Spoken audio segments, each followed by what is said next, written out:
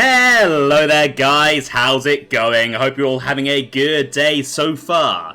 Today, on Super Mario Galaxy, I'm going to be finishing off the fountain, and then heading over to the third dome.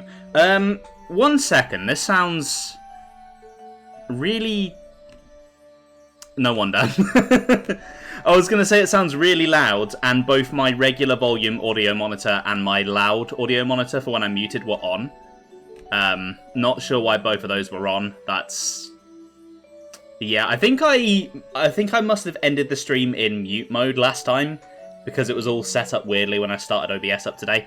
I've actually got a couple of things to talk about, because I have upgraded my stream setup. It's not going to affect you guys in any way, but it is going to affect me, and I'm a narcissist, so I want to talk about it and myself. So, I did just have a box sitting to the right of me, had some stuff in. It was always kind of awkwardly there. I just kind of used it as a table to put my fan on. I've replaced it with a mini fridge. So I don't have to just have all of my drinks for the whole stream sitting next to me. They're in the fridge, actually staying cold, so they will actually stay hydrating, which is really, really exciting. I probably should have muted before I started messing around with the door, because that was really, really loud. And then I got rid of the footstool that I was using as a gamepad stand, because it took up too much room. I couldn't get my legs under the desk, and I was really uncomfortable last week. I'm currently using my Xbox as a gamepad stand, which is not what Microsoft designed it for, but it works pretty well for it, so I guess they're onto a winner there. Okay, right. No point in delaying. Let's get started. There are... Ooh, before I do anything, got some lives. There are 2 galaxies left in the fountain, plus the Hungry Luma galaxy.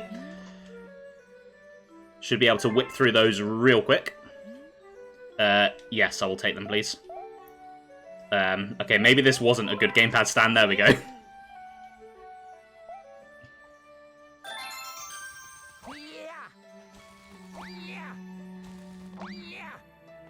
You know, sometimes the Comet Observatory feels a bit too big for its own good. As a setting, I love it. The atmosphere here is amazing. It's so pretty. But as a hub world, it does feel a bit empty and spread out for no real reason. Oh, right. Let's shift the position of this gamepad. This is not quite responding how I want it to. There we go. That's better. Okay, on to Hurry Scurry Galaxy. I remember this one being a pretty fun one. Pretty simple one, though. Nothing too mind-blowing. Thank you, Blunter. I mean, if I die on this one, I should just quit the game. Honestly. This one is basically a tutorial for a later star.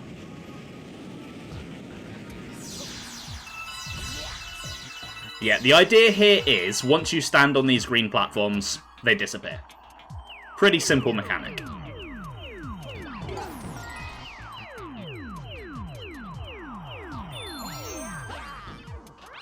Do you have anything to say? Oh god, the sliding nearly killed me again.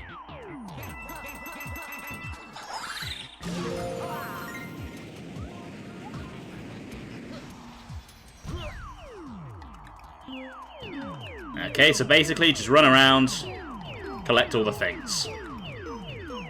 No real different to usual then.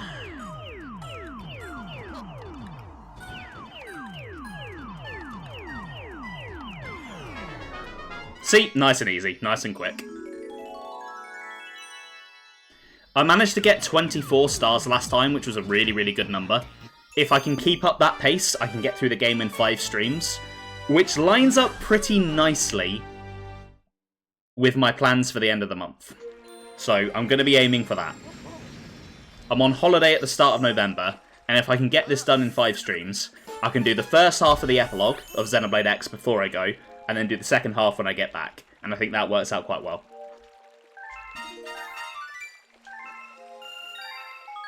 And it also gives me plenty of time to work on a thing that I'm working that I want to get done before I finish Xenoblade X, but I've talked a little bit about that in the Discord. I'm not really going to say too much more. I do have a habit of accidentally talking about stuff that I'm not meant to be talking about yet. I am incapable of keeping a secret. Okay, right. Nearly finished this dome last time. It is time to finish it today. Our boss level this time is Bowser's Star Reactor, which is an incredibly badass name. Hopefully the level will live up to it. And as we land in, you know the drill. We're going to be listening to some music.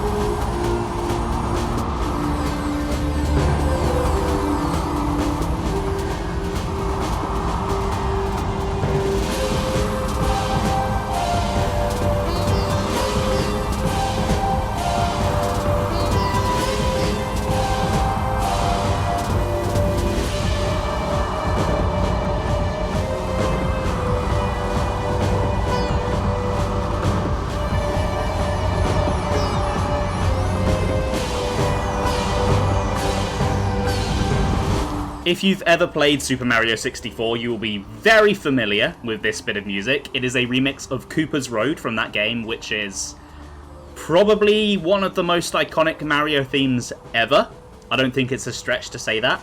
They're going for a bit more of a softer, spookier version here. I do prefer the Galaxy 2 remix, but I think this one is still pretty nice.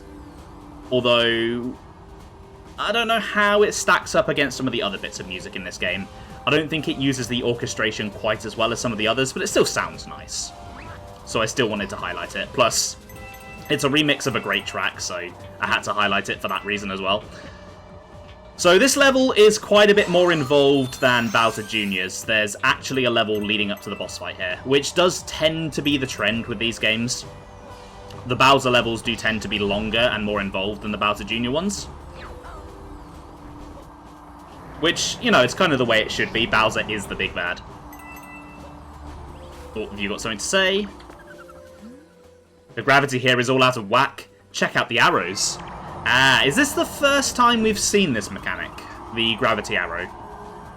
We might have seen it in Battle Rock, actually. I do like this quite a bit. It's a staple. Oh, good lord. No! No, shit! The sliding. Oh, it throws me off so much. I've not really played as Luigi much in these games prior to this. I've played a couple of stars as him in Galaxy 2, but I usually just stick with Mario, and I've never done a Luigi playthrough in Galaxy before this, so I am just not used to that slide at all. It is really slippery, more than it is in other games. Ugh.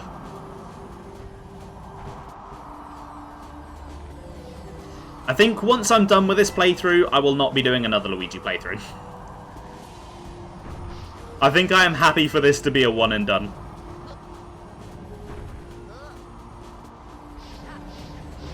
So yeah, when I finally get round to playing the Switch version, I ain't doing Luigi. Not a chance.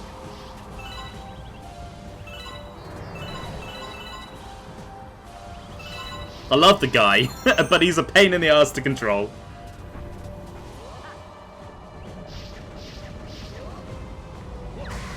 Okay, that was really poorly timed. He is trying his best. I'm not going to hold it against him. It's not his fault, it's the fault of whoever made his shoes.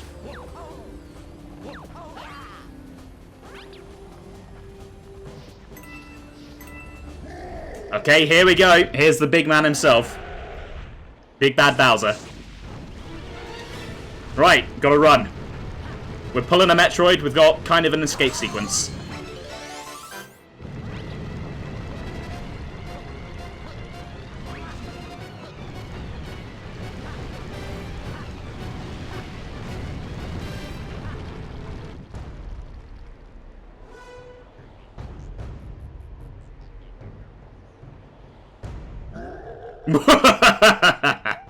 You finally made it.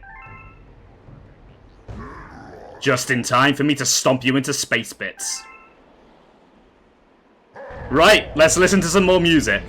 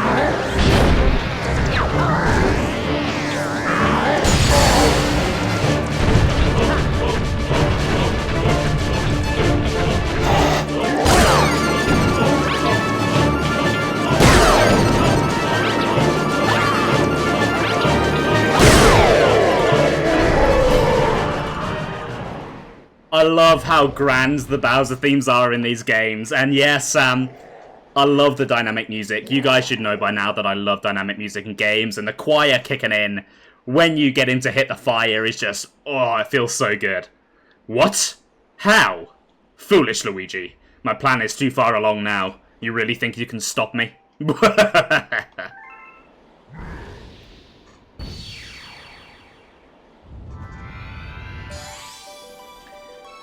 Yeah, dynamic music in games just always feels so cool. Even though I've seen so many examples of it now, it never doesn't feel cool. I will always love when a game does it. Anyway, it's time for the third Grand Star.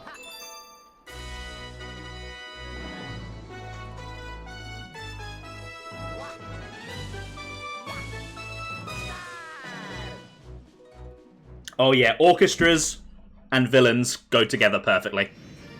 As do, like, really horrifying choirs.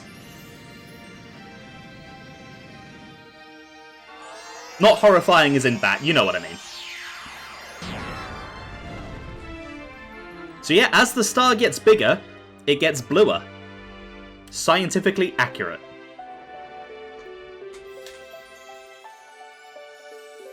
And the third dome, the kitchen, has opened.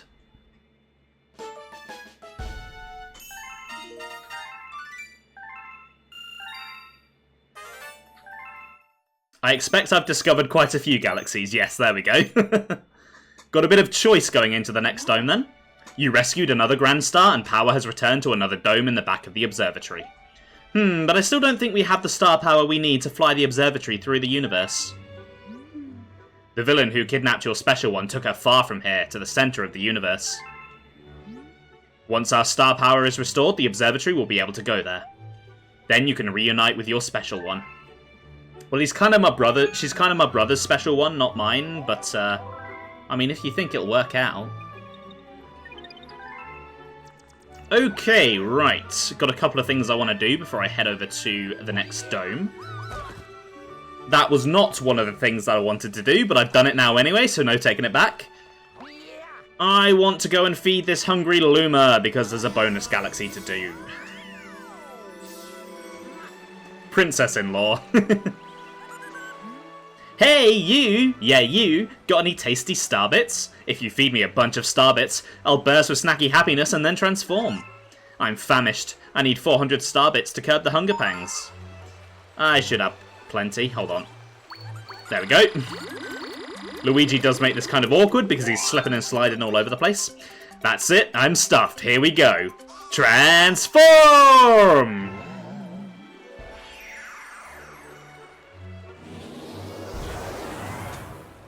I just spat on my screen. The Sling Pod Galaxy has appeared. Oh no. Oh, this one is a really great place to farm starbits later on in the game. But when it comes to actually playing this level, not one of my favourites. A very sticky situation. Let's go.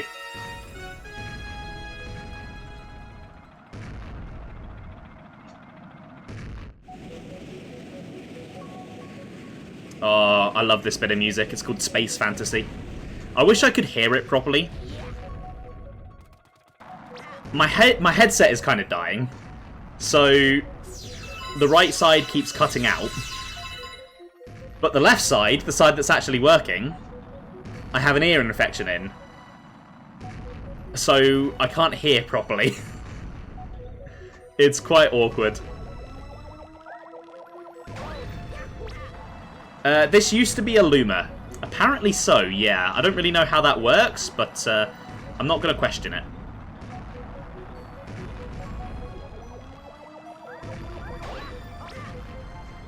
Oh, I hate this galaxy so much. I am not going to go for that one-up. That just seems really risky. I feel like I'm going to lose more lives than I'll gain. And I got one like that anyway, so...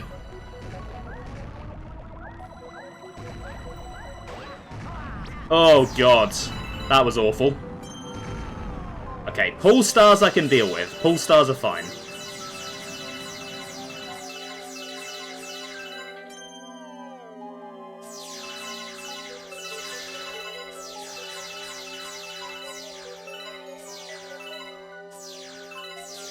I want to get as many of these starbits as I can. I might do some starbit farming between streams later on for some of the later Hungry Lumas. That's not the kind of thing I really want to do on stream. I don't know if I'll need to, though.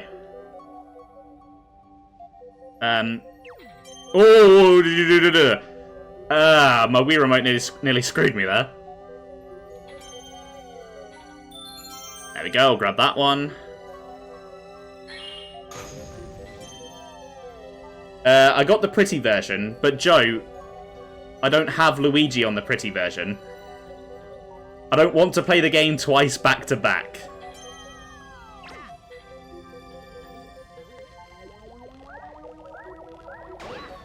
Also, welcome to the stream, Joe. How are you doing today?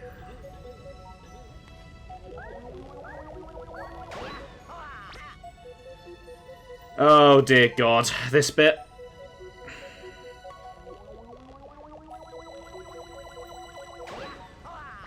Okay, I made it.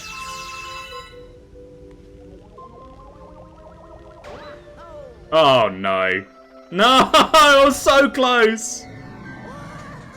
Wish you didn't have to work and you could just game and sleep. Yeah, I feel you there. I really do feel you there. To be honest, I shouldn't have gone to work today. My ear infection has been bugging me all day, and it's been quite painful. But I powered through. And since I... Okay. Since I made it to work, I was like, well, I might as well stream anyway. I've suffered all day, might as well get some enjoyment. Oh my god. This level is one of the worst in the game. I hate it. It's so hard to visualize where you're going to go when you launch out of the sling pod. And I find it so difficult to keep my Wii Remote hand steady. I think this is one level where I'm going to enjoy the benefit of playing it in handheld with touchscreen.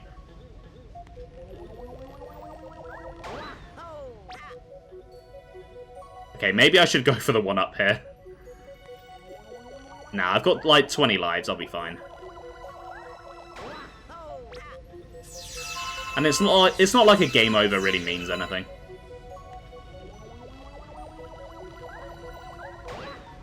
Oh, I made it, okay. Static decided to bite you. Aw, what a naughty girl. I hope she's doing well. You must have been doing something to piss her off. There we go. More tries than I would like, but not really that many when you think about it. Tickled her tummy. Well, you shouldn't have done that. She didn't want to be tickled, obviously.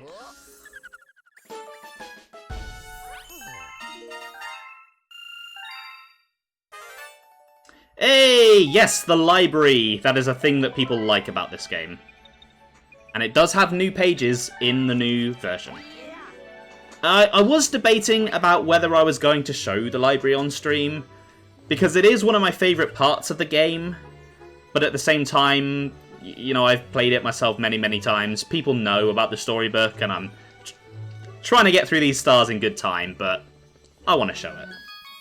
It's sweet.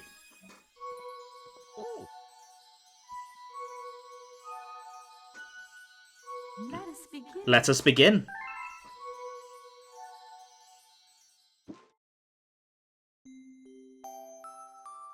Chapter 1, The Celestial Duo. Our story begins a very, very long time ago with a young girl. One day, this girl spotted a rusted spaceship holding a small star child. What's your name? Are you lost? The girl asked the star child.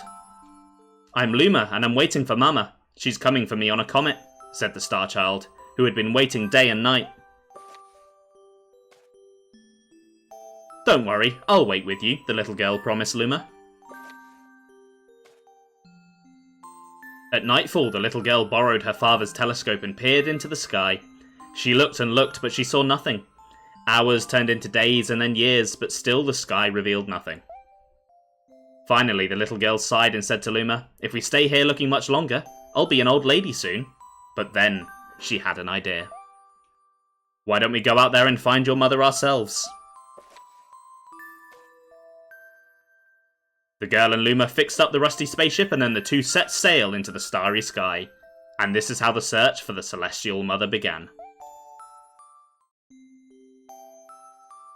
Chapter 2, Starbits. Days passed with no sight of the comet or even a single planet. Instead, asteroids extended for as far as the eye could see. If I had known it was going to take this long, I would have packed more jam, said the little girl, above the rumble of her belly. Before they left, she had packed all the essentials: telescope, butterfly net, stuffed bunny, bread, milk, jam, and apricot-flavoured tea, but... I forgot to bring water! At this, Luma burst into gales of laughter, and the girl began to pout. As long as I have star bits, I'll be fine, said Luma. Want some? The little girl couldn't stay mad after hearing this. Luma continued to laugh, and the girl couldn't help but join in. Alright, maybe just a nibble. Leaning far out of the ship, the pair began to collect star bits with the girl's net. They almost fell out a few times, but they kept on collecting. The star bits tasted like honey. That should do it for today. I loved the storybook. It's so un-Mario-like. There's much more story there than Mario games usually get, and they really had to fight to get that into the game. Miyamoto did not want it. They basically had to hide it in the game from him. They must feel so vindicated that the Switch 2 re-release of Galaxy 2 has its own new storybook. The Galaxy 1 version has new pages, and it's getting a physical release as well. They must feel really, really good about all of that. They're probably looking at Miyamoto and going, ha ha ha, you were wrong, suck it. Anyway, back to our regularly scheduled... Okay. Totally meant to do that. Back to our regularly scheduled Mario. It's time to go to Dome 3, the kitchen. This one is a pretty good one. A lot of fun levels in this one. And one of my favourite bits of music in the game is coming up as well. Cannot wait to share that with you guys. We have discovered an enemy base in the region. We can only hope they are not misusing the power of that poor Grand Star. I mean, they almost certainly are.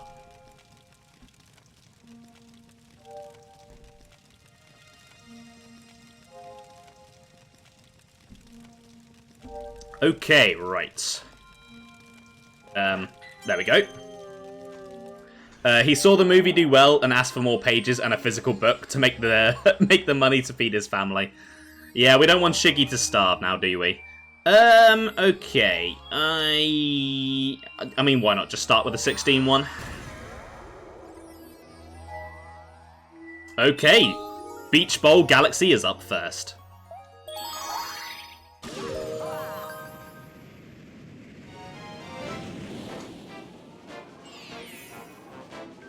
Sunken Treasure. Sounds fun.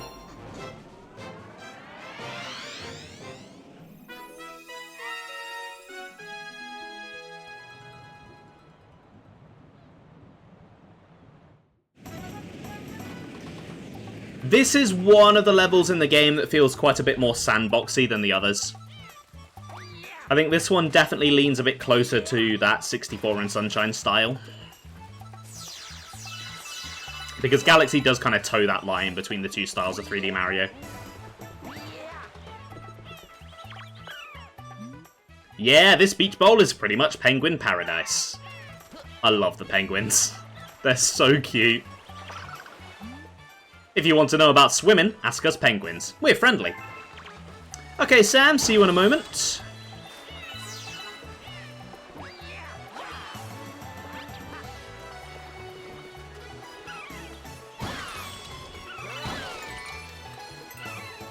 There was a sparkly in the ocean.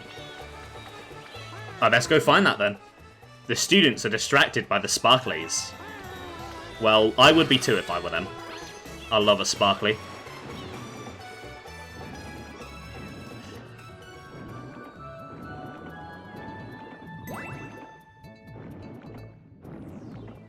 Okay, where are all these pieces? There's one.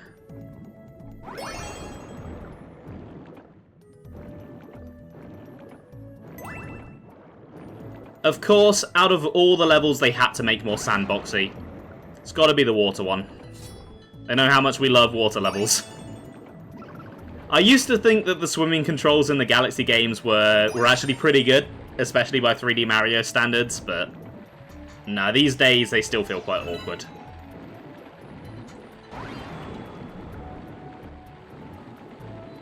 That will all change, though, if I can find a shell. I should try the Bubsy 3D water levels. Let me think about that for a moment. No. I don't think I will. Oh god, the Galaxy Eels are really creepy. I know everyone goes on and on about the one from Mario 64, but I think that one's kind of cute. But these ones are just freaky looking. Ah, there's the last one.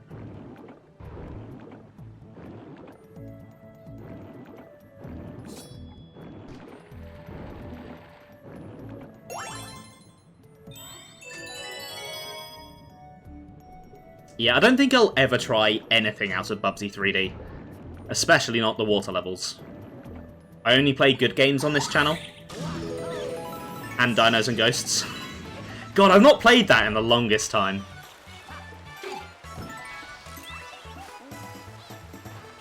You think I need to spin jump to get that? Do you know who I am?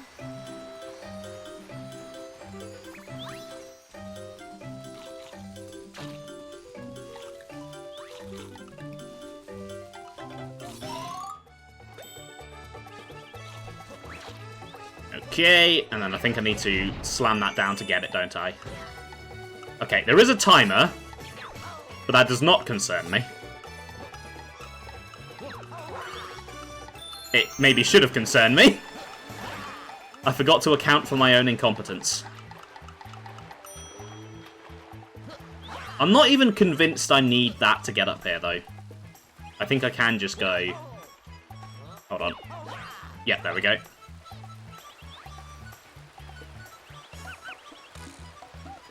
Use wall kicks. I don't like being told what to do. How was that a long jump? I was barely moving. Oh, I hate Luigi. I love Luigi, but I hate how he controls.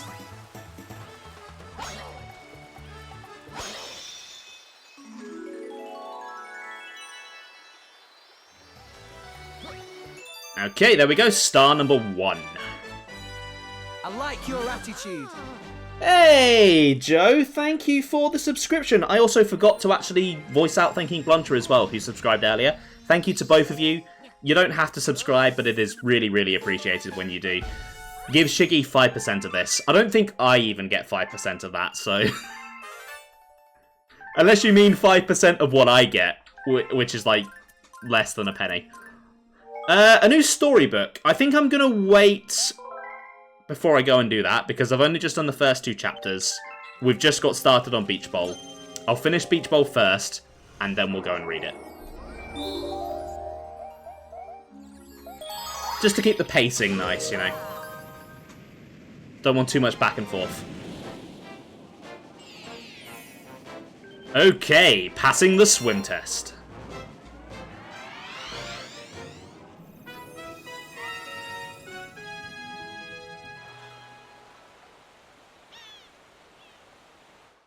You know, some days I wish I was a penguin. My life would be so much easier.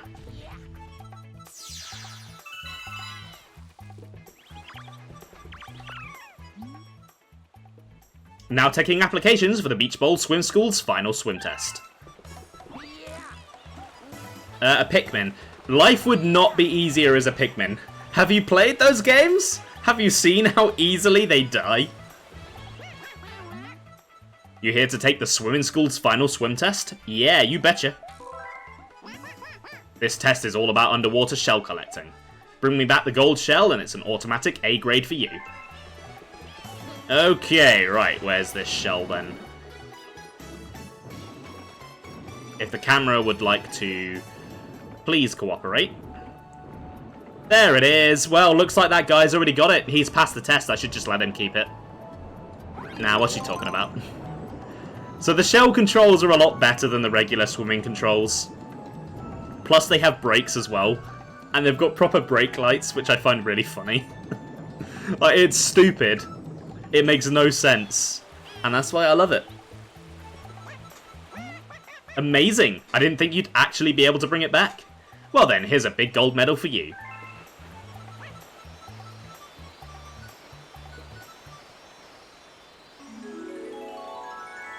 You know, I've heard people say this game was really easy. I didn't know what they were talking about, and then that star took me like less than a minute. Nice job on the test. But are you even one of my students? Don't question it. You like how they kill underwater boos. Yes, they are very useful for that. The galaxy where that comes up and is relevant is one of my favourites in Galaxy 2. Just has such good vibes. It's the one galaxy in Galaxy 2 that matches the vibes of Galaxy 1. Not that Galaxy 2's vibes are bad, they're just different. You're looking forward to do the perfect run in 1. You won't. I'm telling you now, you won't. You failed on Stone Cyclone, and that's like a million times easier. Speaking of, it's time for the secret undersea cavern.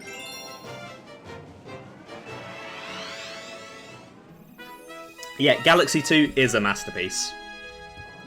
It's one of the best Mario games. One of the best 3D platformers in general. Yeah, I enjoy the green stars. A lot of people don't. And obviously I'll talk about them more when I inevitably stream Galaxy 2. But I prefer them to the Luigi playthrough. I think it's a better way of padding out the post-game. I did not speak to that first penguin, that was quite rude. Oh, he doesn't have any proper dialogue.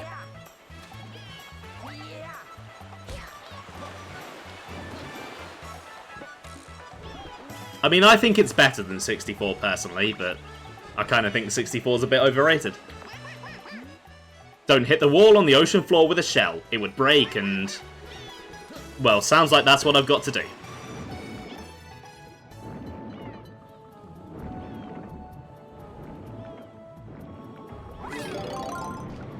Oh, you mean that wall? Apparently I can't aim. That was terrible. That was nowhere close. Alright, let's use the brakes to turn around. Okay, the camera doesn't want to cooperate. Fine.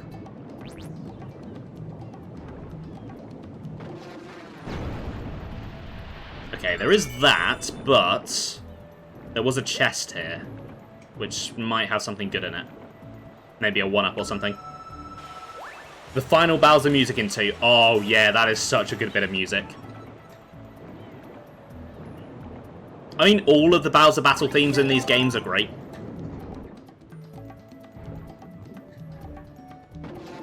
You happen to just miss one of those, actually, Joe. I beat the first Bowser level pretty much right before you got here.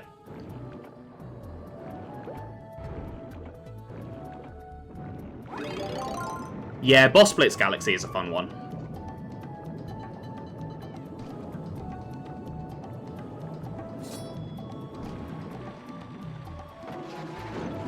Ah, there is a 1-up, nice.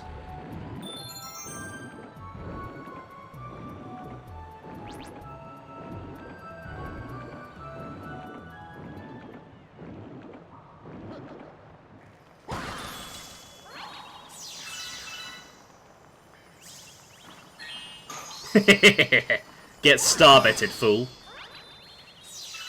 You're nothing compared to the power of the Wii Remote.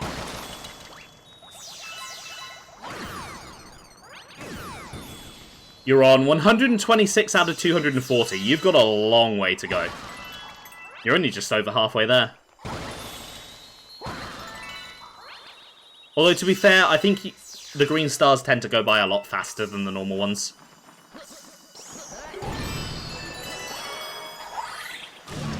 Okay, right, leaving the beach behind. Here is the Stone Cyclone. One of the more recognisable Galaxy levels, I would say. Probably helped by the fact that it's in both games. Joe in particular was getting quite salty at this one.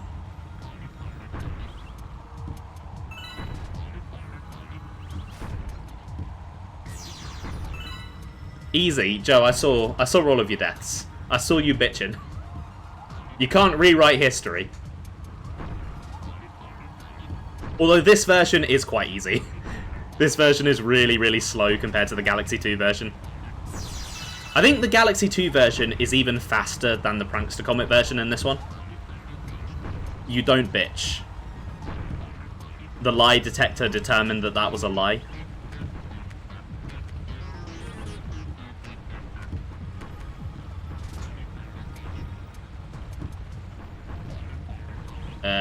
Okay, no, I don't have to jump across. There's a platform here.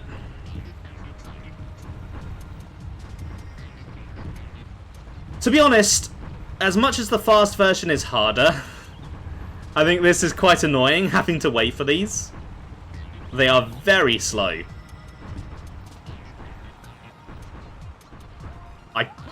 I feel like that's long jumpable with a well-timed spin. But I'm not going to risk it. Do it. No. No, I don't want to die. It's not really that enjoyable to die. Oh. Apparently I didn't touch this platform. Not sure how it reckons that one, but okay.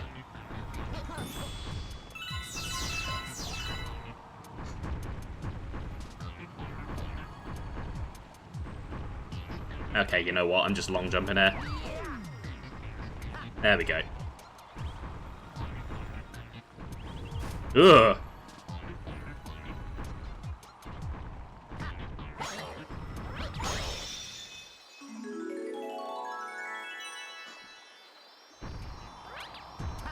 And there we go. That is the 3 regular stars in Beach Bowl Galaxy.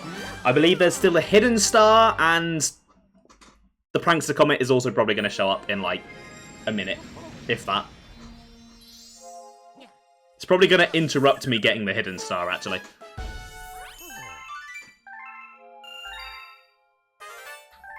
Oh, there's a new galaxy. And yeah, speak of the devil, there's the Prankster Comet.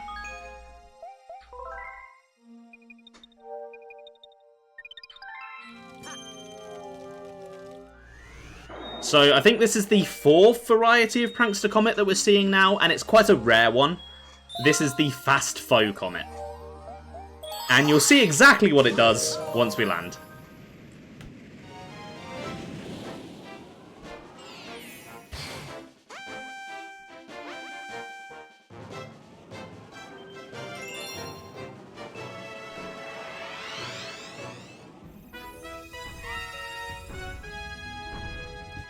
So yeah, basically, it gives all of the enemies crack and speeds them up.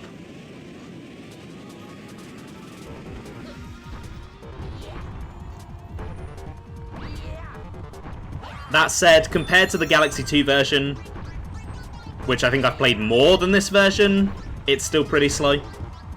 Joe can attest to that. He has experienced it recently.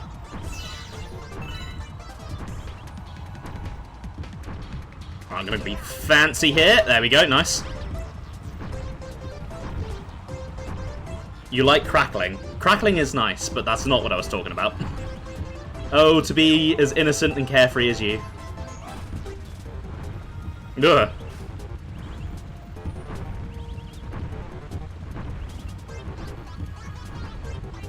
Oh, you know what? Oh, that was actually quite close.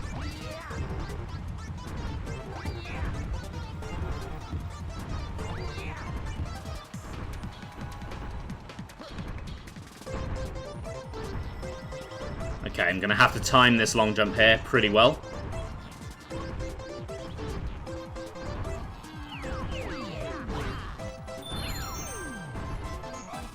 Okay, there we go. After Galaxy, I should do a 100% Sunshine run. No. Actually, you know what? I'm going to wait until it's coming this way. That'd be safer. Yeah, no, I am not doing a 100% Sunshine run. Never. It looks genuinely awful. Hold on. The safest way to deal with this guy is probably that. Camera's being a bit screwy there. Okay, that wasn't too bad. That was nice and easy.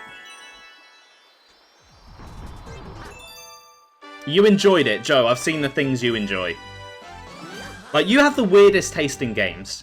You will moan, you'll pick some random thing about a game and go, oh, that's so tedious, that's so awful, I hate it.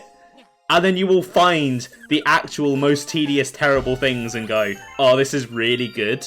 I enjoy this thing.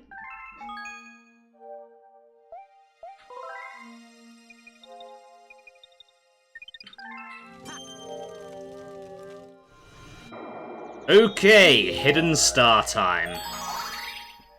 I can't remember which star it's hidden in, actually. I guess I'm about to find out. It's in the third one, okay. I think I know where it is. I think I remember. Honestly, to be honest, you might be able to get it in any of the 3 stars, as long as you can get a shell. I don't think it necessarily is limited to the third one. It's probably just easiest in the third one because there's more than one shell.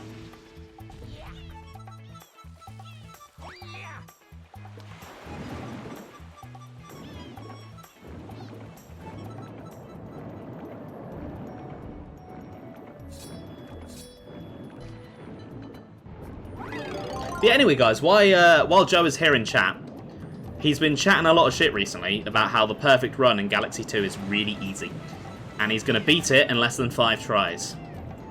He's promised to stream it, so if you want to see him suffer and see him look like a fool, please follow him. We've actually made a bet on it, so I'm going to get some money off him. What the fuck happened there? What actually happened there? What the hell?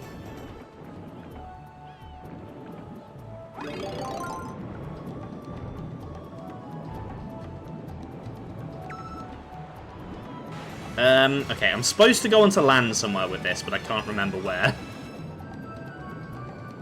Okay, maybe if I go over to where the penguins are and then just jump across from there. Why do you do this shit to yourself? I don't know. You're so easy to bait into doing stuff like this. Honestly, sometimes I feel like I'm taking advantage. I feel a little guilty. And then I think about the money I'm going to be getting, and then I don't feel guilty anymore.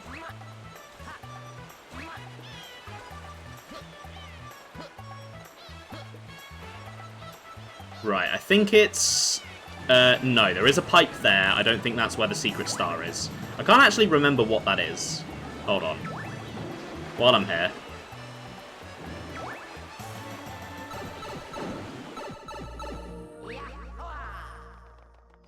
Oh, I vaguely remember this.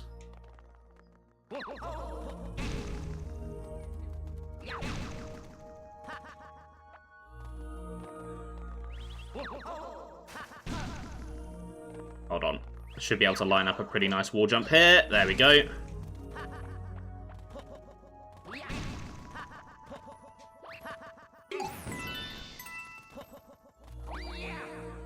Let's get my pointer ready.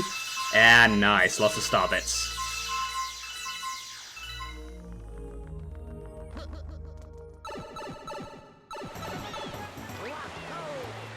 Okay, I need to go get myself a shell again. After all the trouble I had getting up here in the first place. Yeah, that is where the star is. It is in that chest. I'm almost certain of it. I can't remember if it's Captain Toad in the chest, or if it's a launch star to another planet. I think it might be a launch star. I did see a planet in the background that I've not been to yet. I should remember, because it's not even been that long since I last played Galaxy. It was only like last year. Although I was quite ill when I was playing it, and then I did get made redundant as well. So I was a little distracted.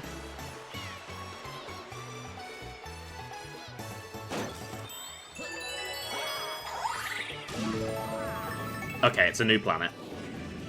Oh, no, it's this one. Oh, balls.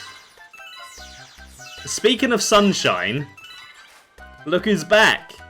It's a Cataquack.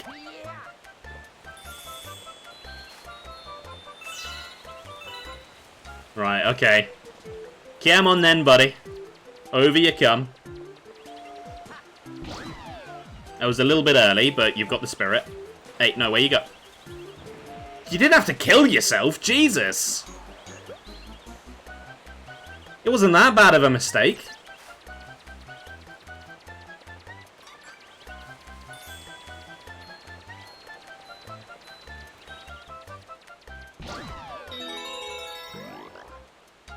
Right, okay, it's time for one of my favourite power-ups in the game. The Ice Flower. Oh, I love this thing. Oh, it would help if I aimed my jump correctly. There we go. Yeah, I think I've wasted too much time.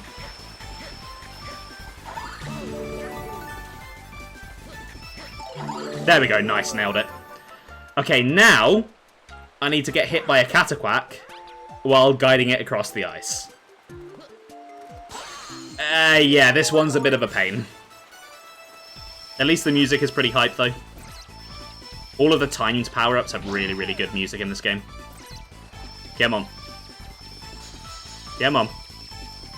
Launch me, launch me, launch me! Okay, that wasn't too bad, actually.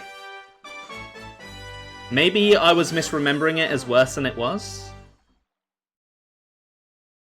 Or maybe I've suffered through it so many times I know how to do it now.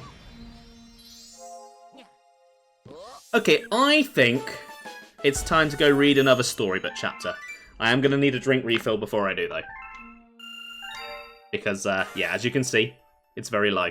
Oh, there's two! Nice, that's perfectly timed.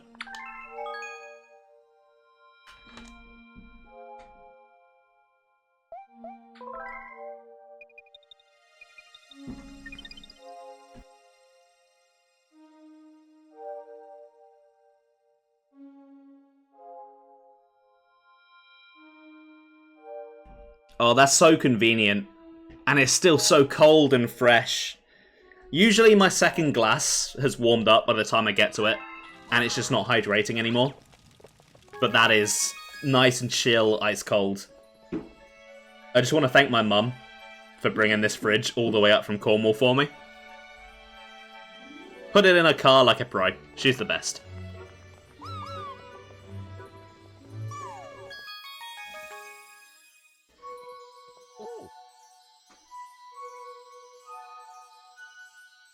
Let us begin.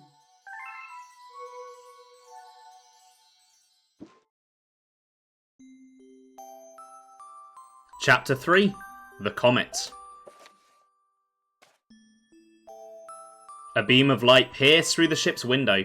Thinking it was the morning sun, the girl peered through the window only to find a turquoise-blue comet shimmering at her.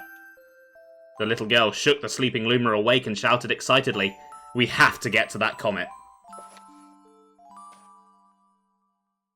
The pair descended on the comet and found that it was made of ice. They looked high and low, but Luma's mother was nowhere to be found. Exhausted, the little girl sat down with a flop, utterly unable to take another step. Look! Peering down at the icy ground where Luma was pointing, the girl suddenly noticed clusters of starbits encased in the ice. "Pretty good, huh? Finding starbits is my specialty," said Luma, beaming. "There's ice here, but it's so warm. I'll bet there's water here too." The two decided to stay on the comet for a while. Riding the turquoise comet, the pair continued their search for Luma's mother.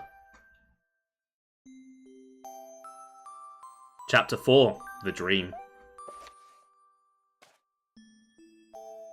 One night the girl dreamt about her own mother. "Where are you going?" she asked her mother's retreating back. Without turning, her mother replied, "Don't fret, dearest. I'm not going anywhere. I'm always watching over you, like the sun in the day and the moon in the night." A wave of sadness washed over the girl.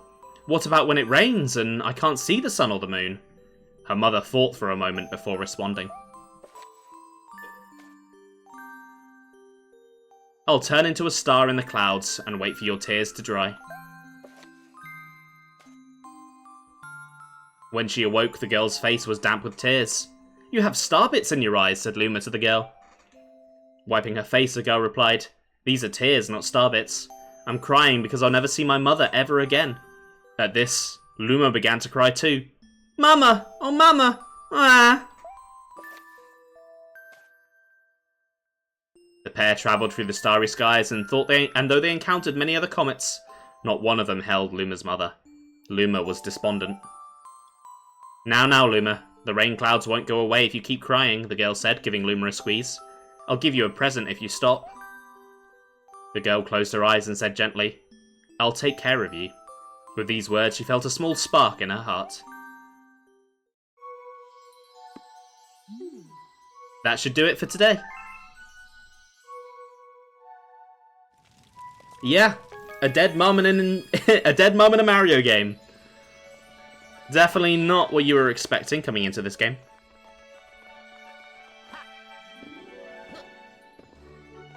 And that's why it works so well. I keep doing that. I did not mean to do that.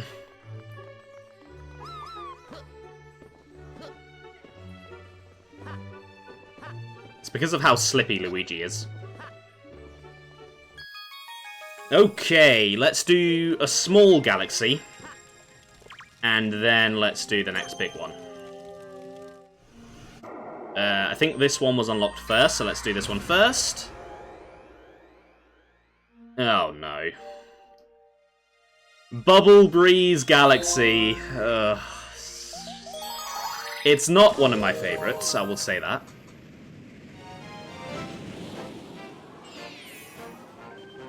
Through the Poison Swamp.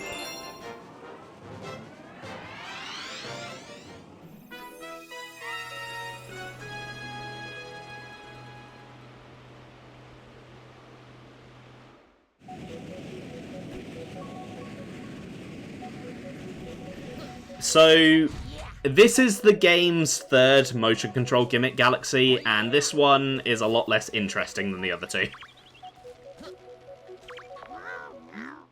Our glorious starship, the Starshroom, it crashed.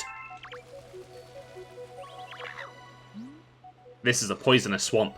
If you fall in there, you're done for.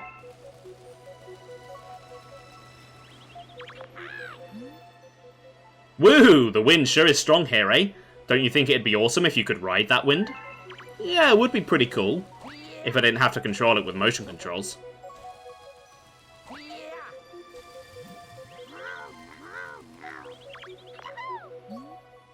Ow, I think I broke my bubble bone. I don't think you know what you're talking about, Toad. What the hell's a bubble bone? Hey, before you ride any bubbles, let yours truly, Phil Board, bend your ear for a sec. You can move around in your bubble by holding down A, but do it while your pointer is blowing on the bubble. If you go too far to one side, use the pointer to blow on the other side. Yep, that is the general basic gist of the bubble blowing. You press A, and you go in the opposite direction of where the pointer is. Pretty simple, pretty annoying. Ew. How did you get through?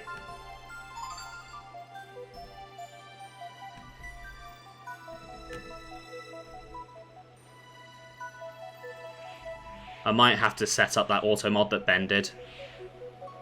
Where we just ban the phrase, remove the space. Okay, there's Starship number 1. Pointer, this is not the level to start messing up on. I think you want to avoid the fans. I think their blades can pop the bubble. I might be misremembering that.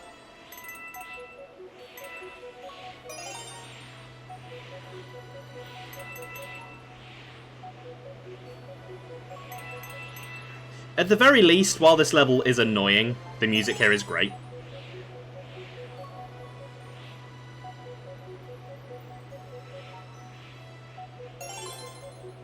Okay, nice.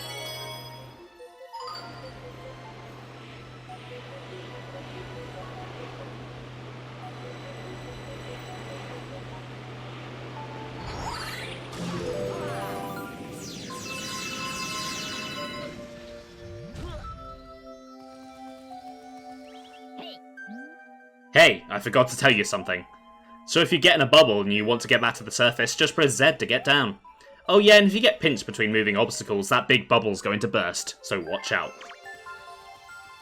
So, I could do the level normally, but if you hear that sparkling, the star is just over there.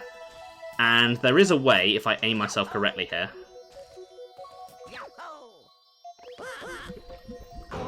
That was not it. I overshot what I was aiming for. You can land on those rocks.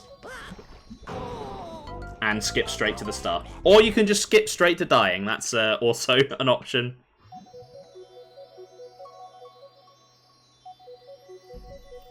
Let me try that again. Luigi's sliding does not make things easy. Why did he turn around before backflipping? I don't understand why he's doing that. Oh, come on, come on. There we go. I'm on. No! Ah! Okay, if I fail this a few times, I will do the level properly, but I really don't want to.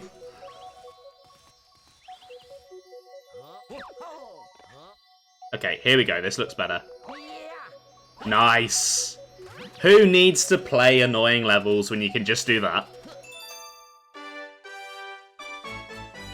I'm a pro.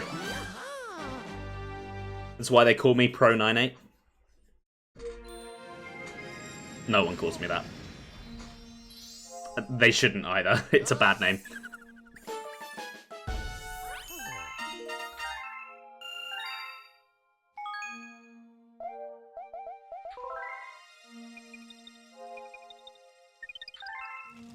Okay, right, on to the next big galaxy then. I do believe the next one has something pretty interesting for us. Ghostly Galaxy. Every Mario game's got to have its haunted level. This is this game's. One of a few, actually.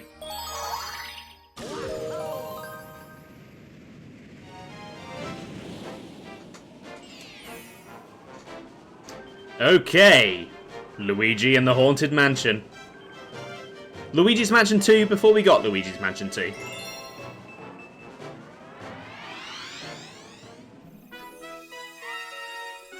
What's Luigi doing over there? He's right here.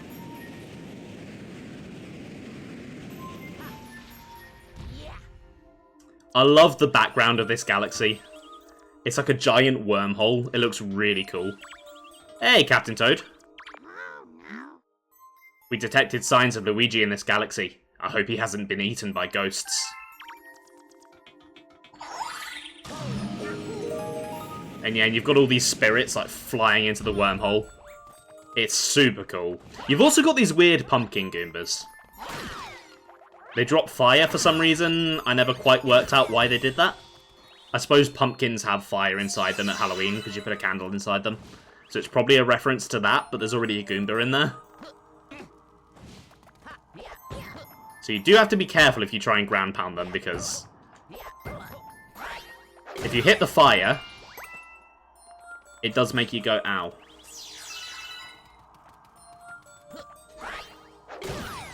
Okay, the homing stomp is really useful for them. Trying to line up a proper ground pound is not easy. Especially when you're slipping and sliding like Luigi. This twisting bridge is really cool. Kind of reminds me of Ocarina of Time. Yeah, there we go. There's a proper look at the wormhole. Hold on. Let's get the camera to cooperate here. Look at that. So cool.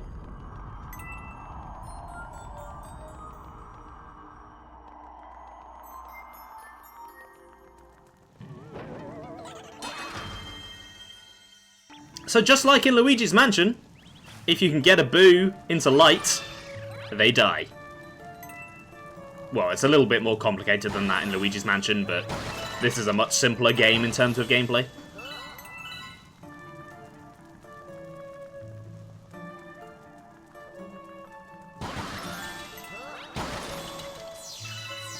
What were you doing in there, Toad? You're not Snake, you shouldn't be in a box. Hey, friendly Boo. Ah, you've got a key in you. Okay. I see what I need to do. Come on then, follow me. Look at my sexy Luigi ass. You know you want a piece. You know you want some. Come on. Are you... Were you stuck on the railing?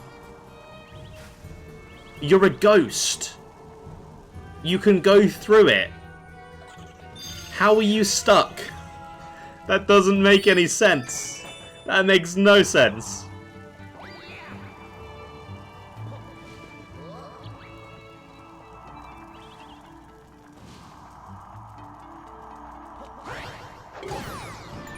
you. Okay, you've just set a fire. It's not quite what I had in mind there, but okay.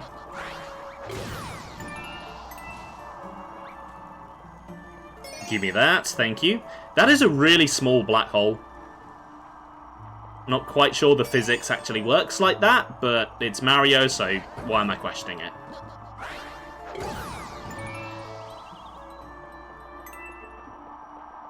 Alright, let's grab that one. There was one down here. I saw the sparkle. There it is. That goddamn slide every time. Oh, you're starting me from here? Really? That's frustrating.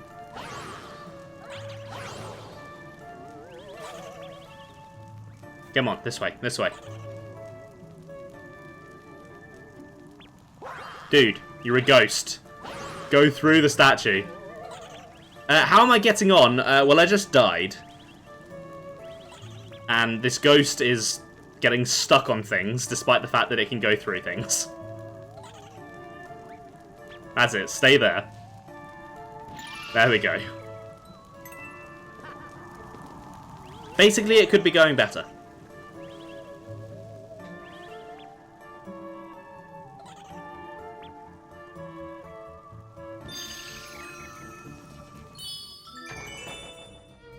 Okay, nice. Let's not die to a black hole this time. Hey, no, you come back here.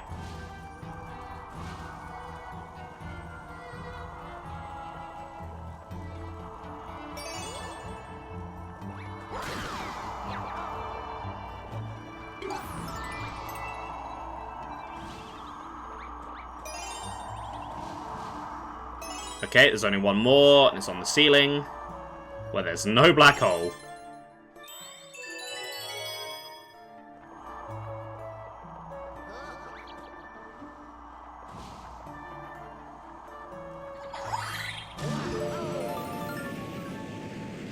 That breakable ceiling did look suspicious, though. I wonder if there's anything I can do with that. Maybe that's a hidden star. You forgot the Pumpkin Goombas poop fire for some reason. Yeah, we were discussing that. We were a bit confused about why they... Well, I was discussing it. So, right, it is time to drop some groundbreaking, mind-blowing Mario series lore on you guys. I've been lying to you this whole time. I am not the real Luigi. That is the real Luigi.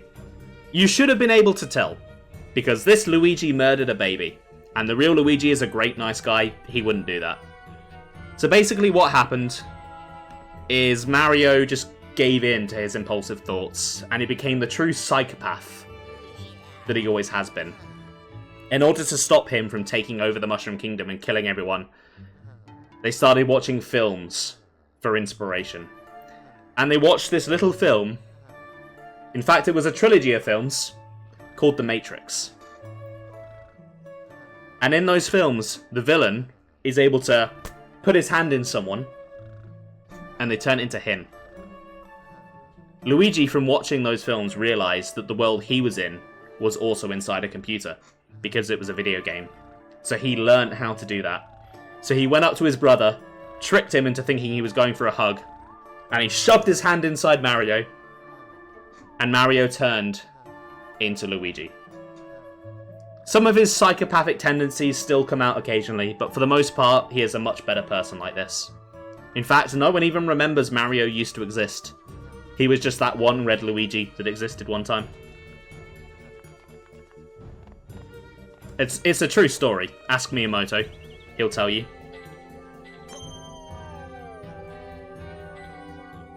Okay, gotta get in there. Gotta drop. Oh, that was close.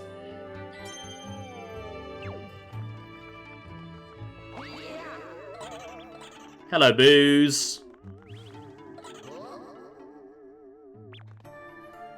Goodbye, Boo. Come along, Boo. We're gonna go see real Luigi.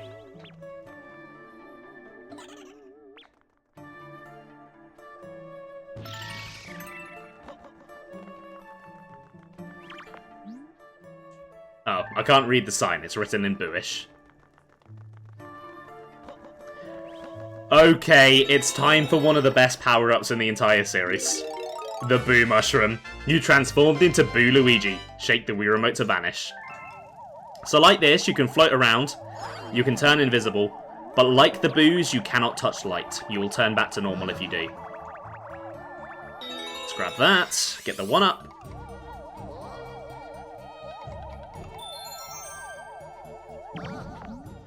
When in Boo form, press A repeatedly to float. Shake the Wii Remote to turn transparent, and you can go through bars. My biggest criticism with this power-up is that the game does not use it nearly enough. There's only like 1 or 2 stars where it's really needed, and that's so disappointing.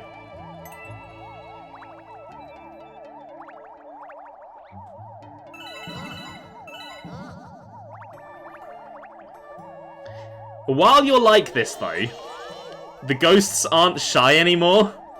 They finally recognize how sexy Luigi is. And so they will chase after him.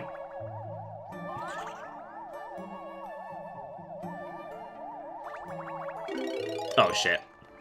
Okay, it's probably going to be easier to lure him like this, because I can actually stop him in place.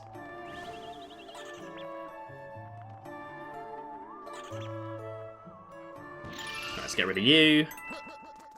I don't think I actually needed to kill you, I just wanted to. See, there's some of Mario's psychopathic tendencies coming out. The real Luigi would never.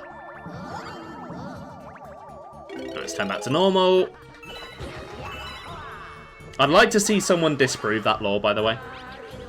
You can't. Oh my, are you me? Well, I guess there's enough people in the universe for one person to look like me. Anyway, I found a power star. Let's take it back. So Luigi had to forget what he did, because killing his brother like that was quite traumatizing. He didn't want to remember that, and I can't blame him, really.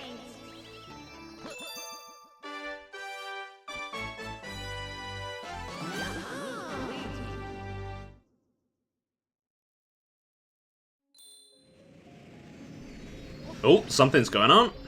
It's probably to do with Luigi.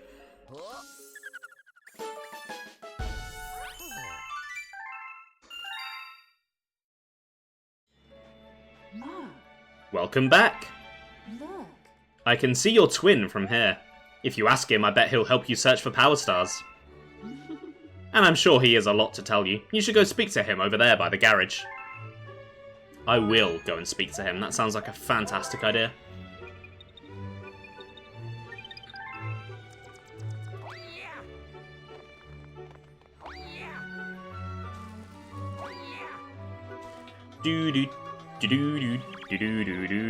See, you can tell that I'm not the real Luigi, because I'm a slightly different shade of green, and I'm also shorter.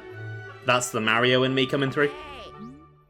Hey, me! You're looking for power stars, right? I think you missed one in the Good Egg Galaxy. I'll write you a letter if I find it. Check your mail. Well, nothing from Mail Toad yet. I suppose you've not left yet. But it is important to talk to Luigi. I found you, faker. Yeah, you see when Sonic finds someone that looks like him? He's like, oh god, you're fake, I don't like you. Luigi just takes it in stride. He's like, you know what? There's another me, that's pretty cool. Luigi knows how great he is, so he knows that more of him is a good thing.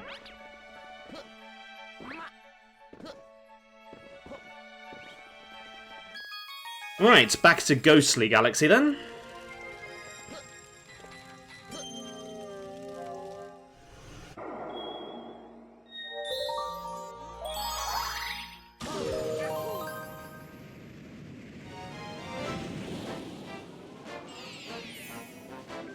A very spooky sprint. I forgot that this one was in this galaxy. You wish there were multiple of you. I don't. One of you is enough. One of you is more than enough.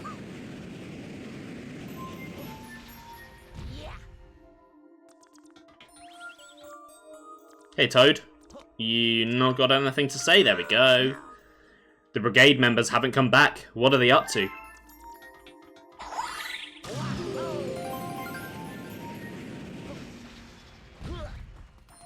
Well, it is a haunted mansion. You should probably check up on them, Toad.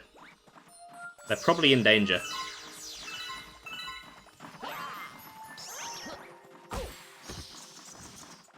Really?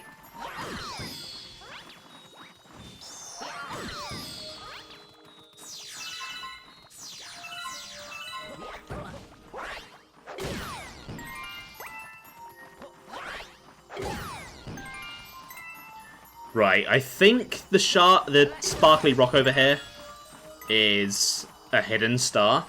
I'm going to come back for that. I'm going to go and do the normal star first.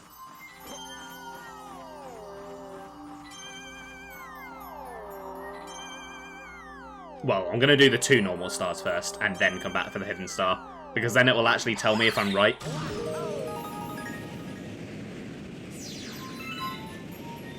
Okay, need my Wii Remote skills to be on point for this one.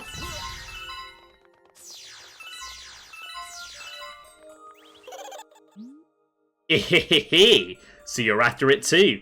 Well, you'll have to race me for it. Here we go! Right, okay, pool star race. This is where, if you haven't already, you need to get really good at pool stars. And you don't want to bounce off these meats too much. Oh, I've screwed it up big time here. I don't remember this one being too difficult, so it'll probably be fine.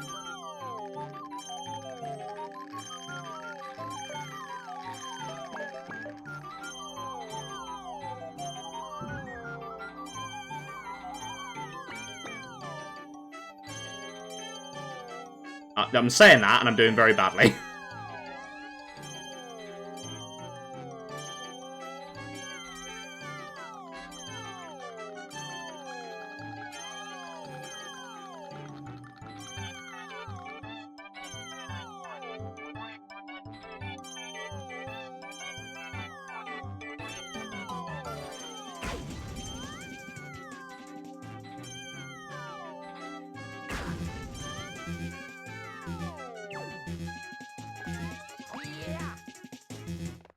Ah, a level filled with pool stars and meat.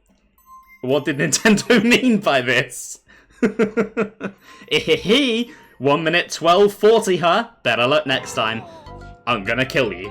Yeah, that was a really, really bad run. That was not my best run. You're good at pulling. I believe you, Joe. I'm just gonna take you at your word. I think he might be harder like the Cosmic clones, because I remember him being really slow as Mario.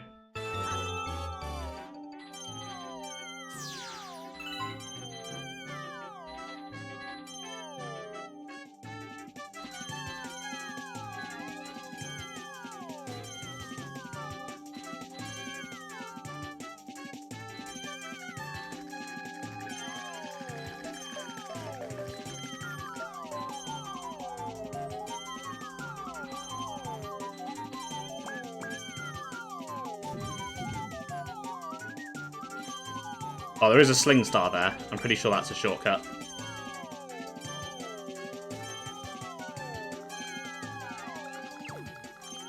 Oh god, that was close.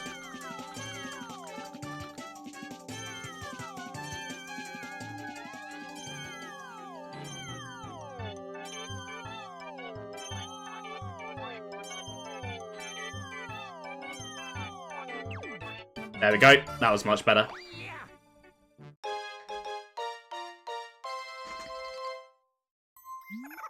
Hmm. 102.53, huh? Well, I promise, so take this Power Star.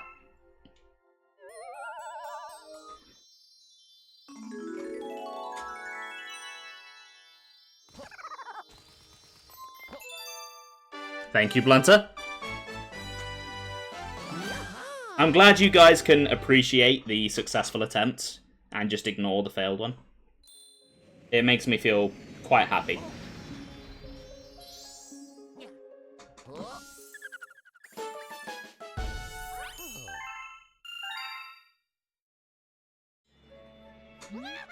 You have a letter from Luigi. Bro, I got a star, but now I can't get back. This picture shows where I am. Help me. Where is that place? It looks familiar, but then again. Let me give you this picture so you won't forget where Luigi is.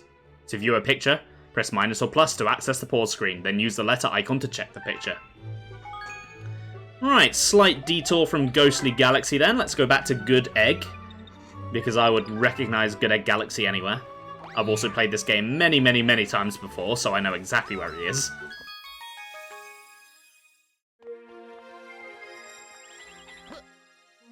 If my pointer would like to cooperate, please. There we go.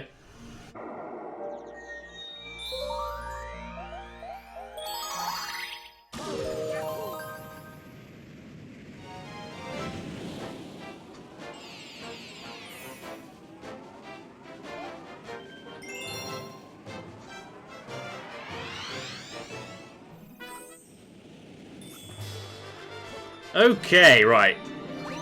Nice and easy. Just triple jump. Come on. Come on. Come on.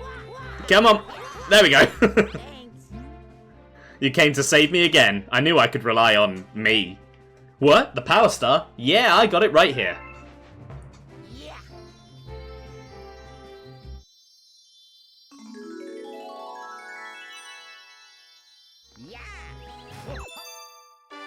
Okay, nicely done, me. I love that you can just hear two of them talking at the same time. I would say they should make a game with many Luigis in, but they already did. If you haven't played it, Mario and Luigi Dream Team, go and play it now. If you love Luigi, you'll love it. Basically, in the Dream World, Luigi splits into like thousands of copies of himself, and then they can all join together into a giant Luigi. It is amazing. It is true art.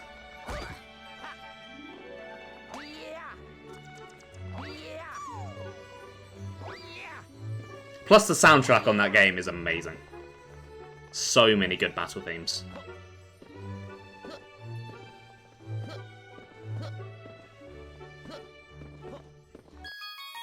Right, back to Ghostly Galaxy then. There's one more star to go, plus the hidden star, plus probably a Prankster Comet at some point.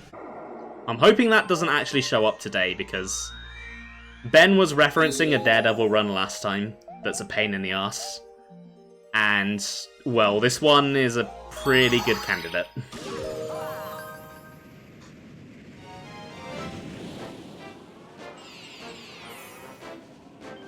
Okay, beware of Bouldergeist.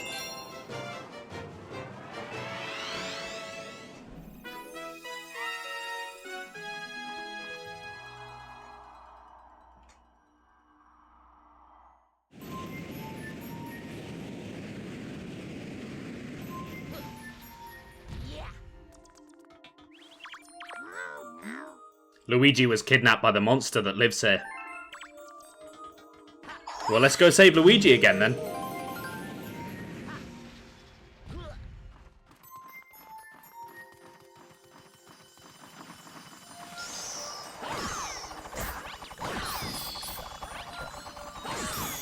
Oh, god damn it. I'm not gonna die to the bats, no. I refuse. Oh, hello. You don't kill the spider? Okay, that's news to me.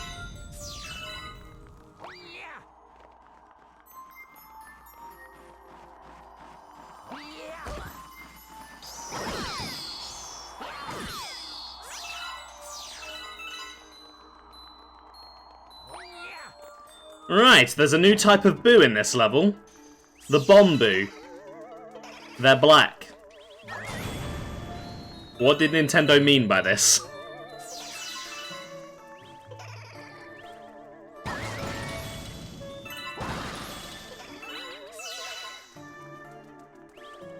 Come here.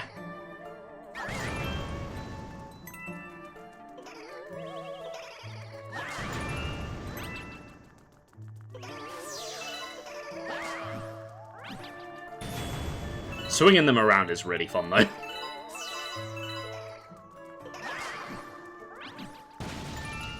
That really only hit one. Come on. I can just do those myself.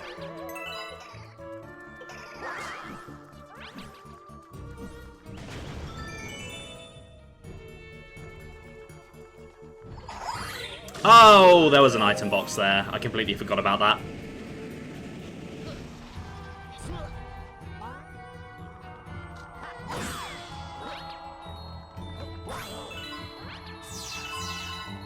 Hold on. I'm going to make this real easy on myself.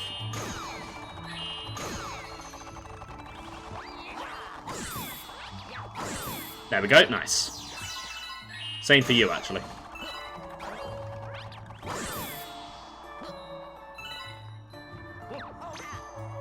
Okay, sling pod time. So glad these things didn't come back in Galaxy 2.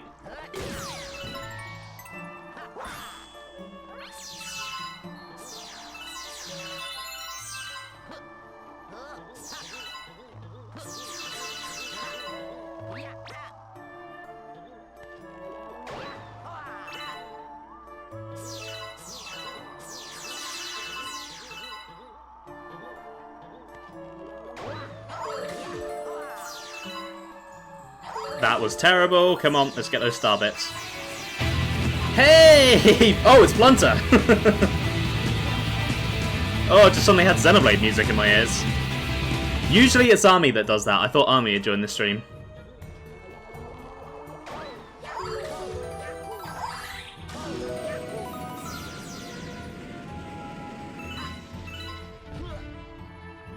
Okay, got a Bombu here. Got two of them. Ow. That's not what I was trying to do. I was trying to grab them both at once. Take the one up, thank you. Okay, got some star chips.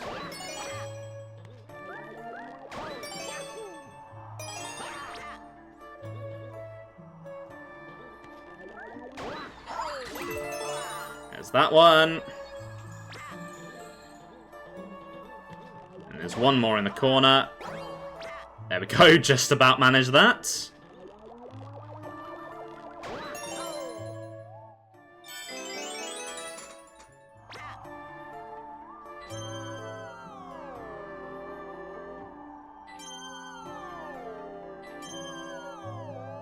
Come on, get through. There we go, Luigi. Oh yeah, this planet. This planet is weird. It's like a bouncy ball.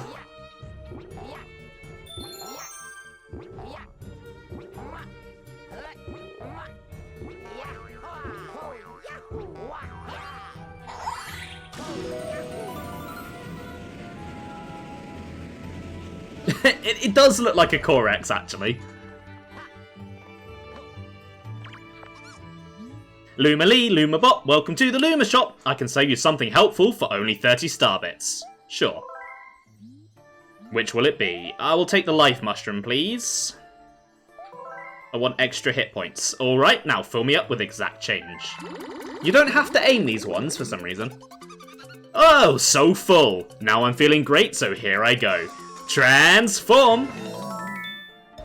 So some Lumas fly off into the night sky and become amazing, beautiful galaxies. Some Lumas turn into mushrooms and get eaten immediately.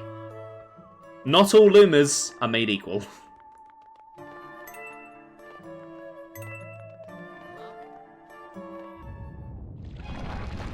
Okay, right, it's time for one of the best boss fights in this game. This is Bouldergeist. And I love his name. That is a great pun.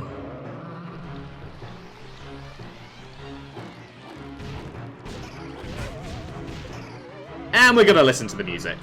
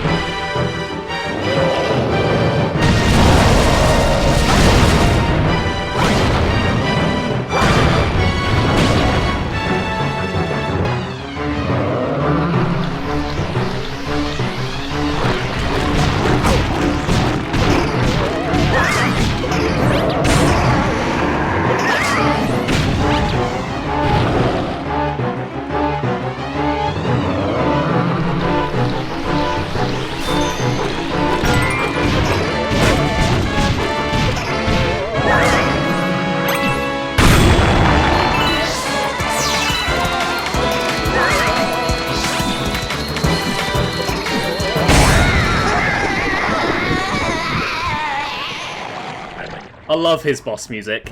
I love that it starts out all eerie and dramatic while he's in rock mode. And then as soon as you break him open, like the percussion and the guitar kick in, and it's just like do-do-do-do-do-do. Ow. Shouldn't have done that, just whacked my hand on the desk. It's just a really, really good boss theme. It just feels great when you hit him and the dynamic music kicks in, and just makes you feel so pumped. That run does not bode well for the Prankster Comet, though. I took a few hits there.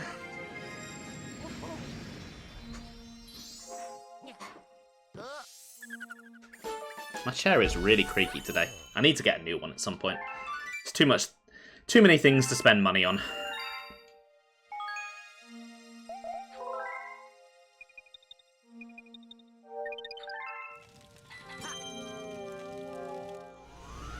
Okay, the Prankster Comet hasn't spawned.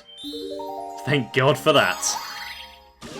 So, Sam said, I imagine they can choose what they turn into. He chose to be eaten.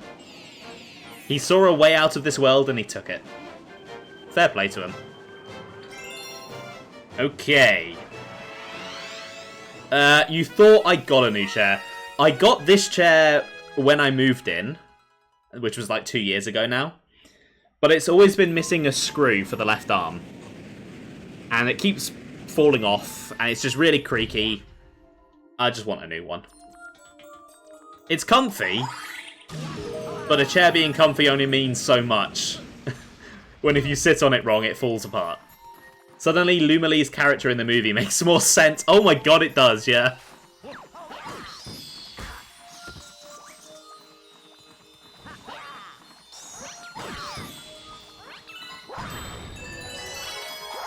Right, let's just get out of here. I can't remember what this hidden star is. Oh, it's this. It's Matter Splatter. Okay. This is a really cool mechanic. It's basically an auto-scroller, but it looks much more visually interesting than an auto-scroller.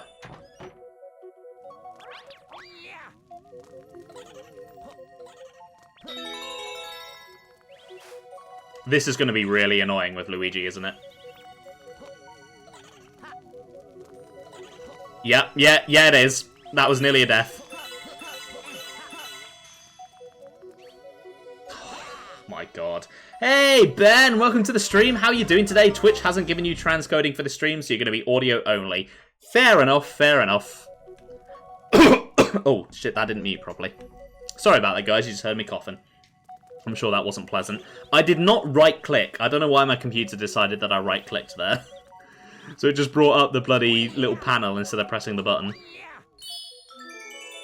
Don't die. Sorry, Blunter. I'm in a constant state of dying. There's nothing I can do about it. Given the title, you feel like you're obliged to say, it's fucking raw. I mean, you can probably tell why I came up with a title. Because I'm in the Kitchen Dome, and I'm in a spooky galaxy. It's a nightmare. I thought it was pretty clever when I came up with it. Not to toot my own horn too much, but I am a pretty clever guy. Honestly, I'm one of the cleverest people I've met. Right, would you screw off for a second?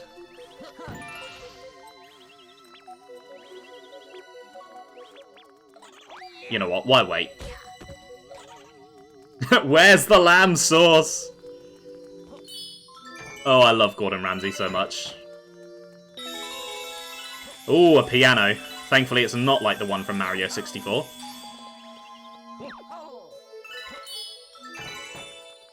I don't really want the coin, to be honest.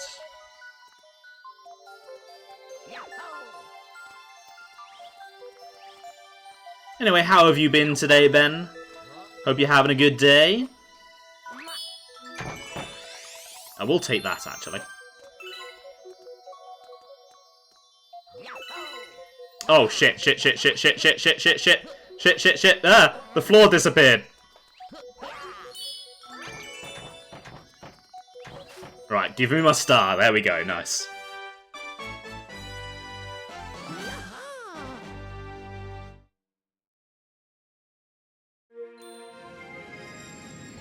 You remember reading a Reddit post once asking if he's actually a good cook or if he's just a celebrity? And all the comments were along the lines of, I've eaten at his restaurant and he is genuinely great at cooking. I've never eaten at his restaurant, but I have used one of his recipes. Well, quite a few. And they were all really good. So if he came up with those, he must be good at what he does. Same shit, different week. Oh, I know that feeling. Oh.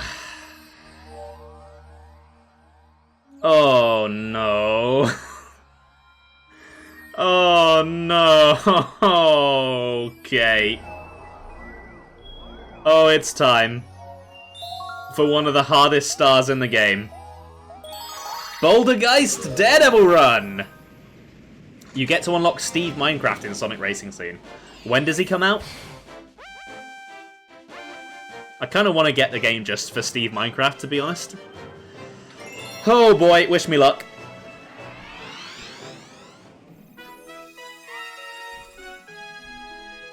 You could tell what it was before you said the title just from the oh. Oh dear.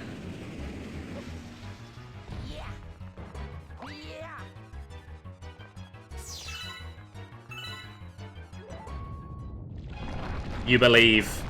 Well, Blanta, my first run I got hit twice, so doesn't bode well. Phase 1 should be fine. Phase 1 is pretty free, and now that I've said that, I am going to die. Oh, goddammit. Thank you, Sam. Minecraft DLC unlocks either this weekend or between now and the weekend. Oh, don't blow up on there, please. There we go, there's one hit. Just gotta be really slow and careful with everything.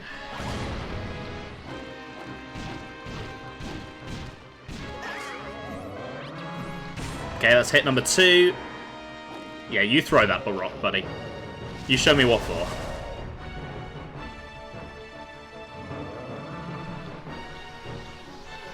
You can't remember, and you literally read it in-game earlier. Relatable. Boom. Nice. Right, come here, Bombu.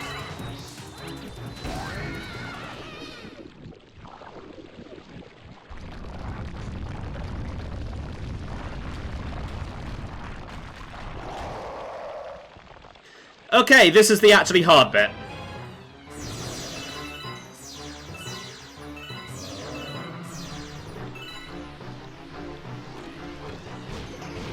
Right, I'm not going to try and be fancy and go for 2 boos at once. I should have waited for that rock before I went back for the boo.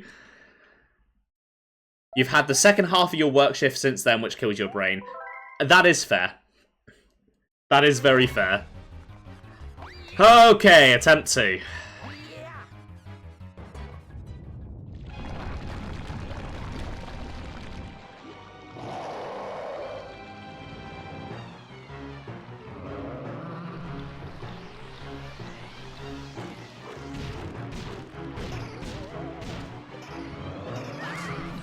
Why isn't my iPad an A grade? It's obviously scratched. Yeah, some people just don't take care of their technology, and I don't understand it at all. Oh, there's star bits over there. No, focus, Ben. This is how you die.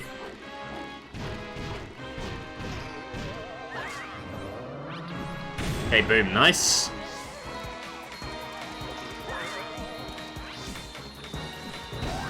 Okay, that's phase 1. Now for the tricky bit, where I died instantly last time. Let's try not to do that again.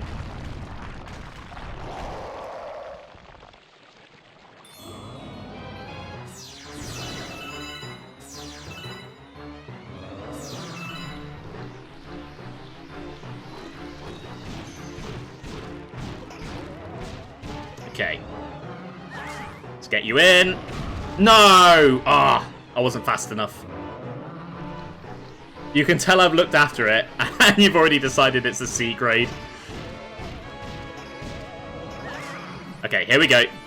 That's the best time to go for the hit. Oh, and I got 2 in. Nice. Okay, that went pretty well. This might be the run if I don't fuck it up.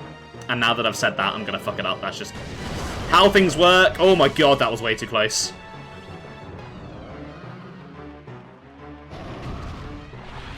Okay, if you'd spawned a boo in there, that would have been real nice, but you didn't.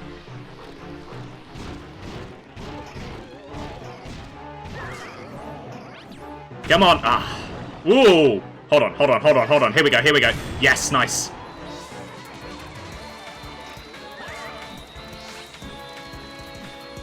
Second attempt. Booyah. I'm so good at games. You don't know what you dislike more, this or the speedrun comment in Boss Blitz. Oh yeah, the speedrun in Boss Blitz. I don't mind speedruns in Galaxy 2. But the bosses in Galaxy aren't designed to be fought quickly. Especially not Bouldergeist. It is always just him. He always is just the problem.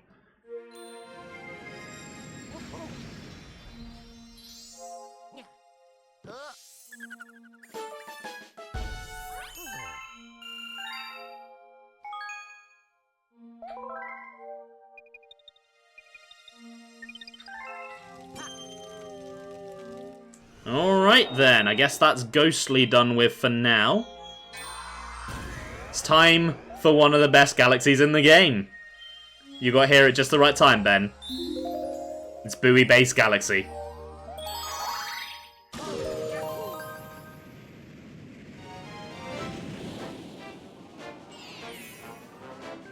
The Floating Fortress. You know the drill. We've got some music to listen to. Here we go.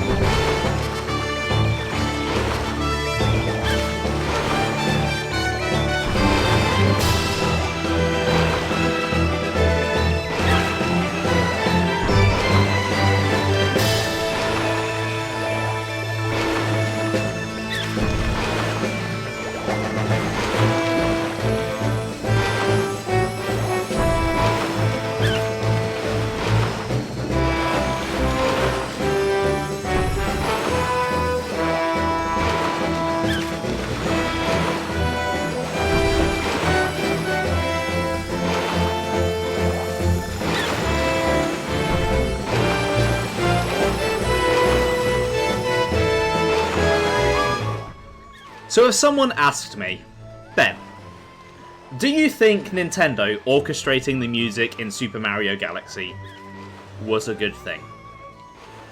I would point them to this track and go, you fucking tell me. There's a reason this track is one of the fan favourites from this game. It's just so epic and imposing, and the orchestra is in full force, and it sounds amazing. There's some really, really, really good remixes of this track as well. If you haven't listened to it, check out the Mario Kart World remix that I had as the start screen today. They somehow managed to take this track and make it sound like something that came out of Sonic. It's so good. The remix in the 2014 Winter Olympics was like a dubstep remix. What? A dubstep version? That's wild. I've not heard that. Is that penguin okay? I don't think he is, no.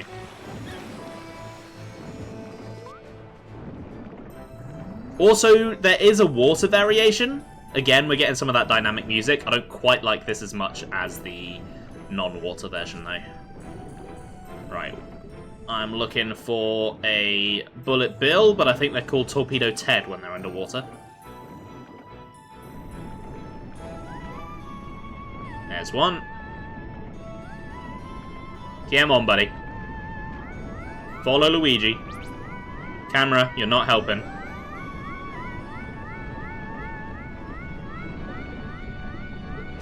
Come on. There we go. Okay, I think Luigi's about to drown, but I've done it.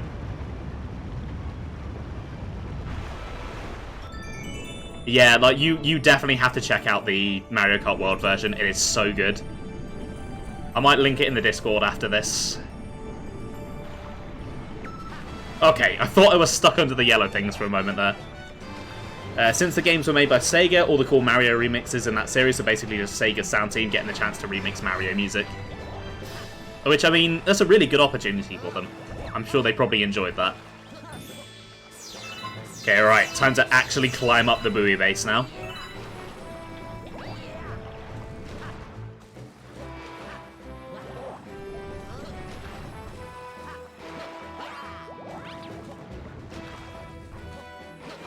Yeah, this level is fun as well. It's not just good because of the music. It's a genuinely really fun platforming challenge. And I do find that compared to Galaxy 2, Galaxy 1 is usually quite light on pure platforming. Galaxy 1 is carried by vibes, basically.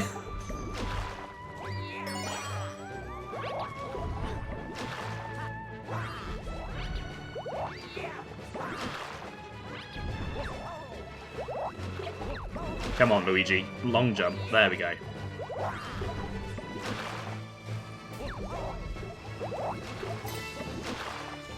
Okay, right. I need to screw this in.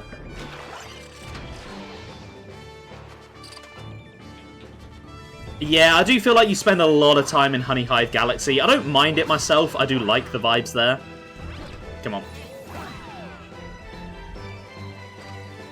But Galaxy really only does properly get going once you get into the second half, I find. Oh, I forgot about the recolor.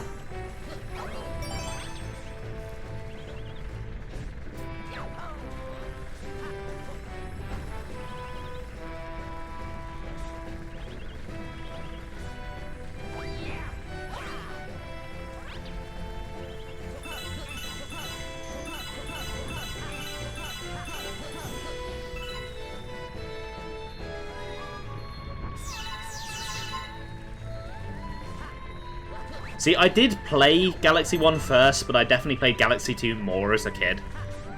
So it is the game I think I remember more. Also, it is just better. And that is not open to debate. I am not taking other opinions.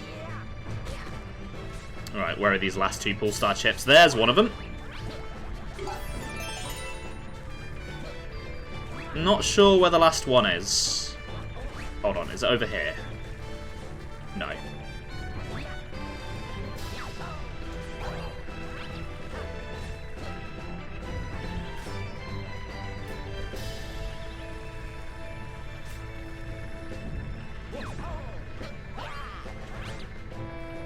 Okay, there's a 1 up there, but that's not really what I need. Oh, I think I know where the last chip is. I think it's above that guy. Yeah, there it is. I see it. So, you got Galaxy 2 around its launch, but you wouldn't get Galaxy 1 until around 2013. Oh, fair enough. I didn't realise you got it that late. I suppose you were more of a Sonic fan growing up, though, than a Mario fan.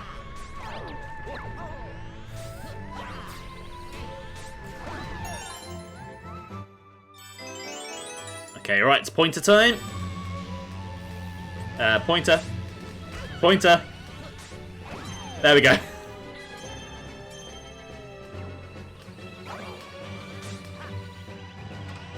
Okay, it's time for one of the most bizarre planets in the game.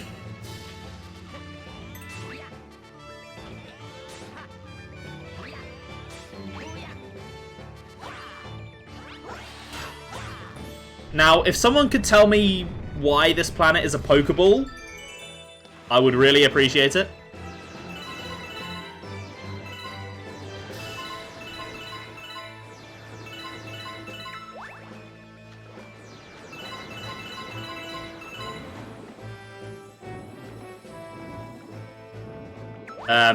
Camera, could you cooperate, please? There we go.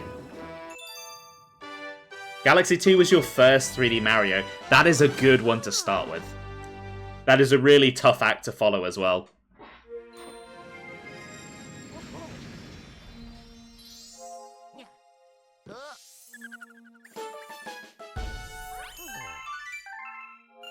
Right, okay. Oh, a new storybook. Okay. Let's finish Bowie Base first, because there is a hidden star there.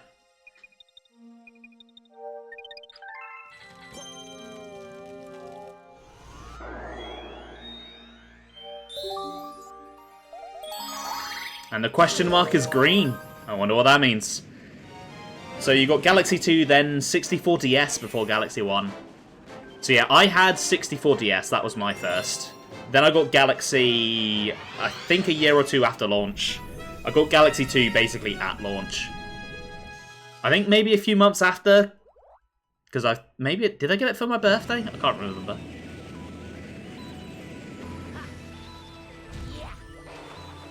And that was all after the 3DS came out. Wow. You were late to the Mario party. Okay, so there's a pipe over... It's not helpful. There's a pipe over there. That's what I want to break open, and honestly, it's easier than the main objective. Come on, Torpedo Ted. Crack it open for me. Lovely doubly. And now I need to get into the water, into the pipe. There we go. Oh, the swimming controls are so awkward. Brawl and Mario Kart DS were pretty much your introduction to most Nintendo stuff. I mean, aside from Pokemon and Mario, it was for me as well. Like, I knew Pokemon, obviously. It's one of my first games. I knew Mario as well was a really early game for me. Where are you going, Bullet Bill? And yeah, Brawl just introduced me to everything else. Pikmin, Metroid, Zelda. Okay, I need to... okay, that Goomba just fucking died. Melee was that for you. Ooh, showing your age a bit there, Sam.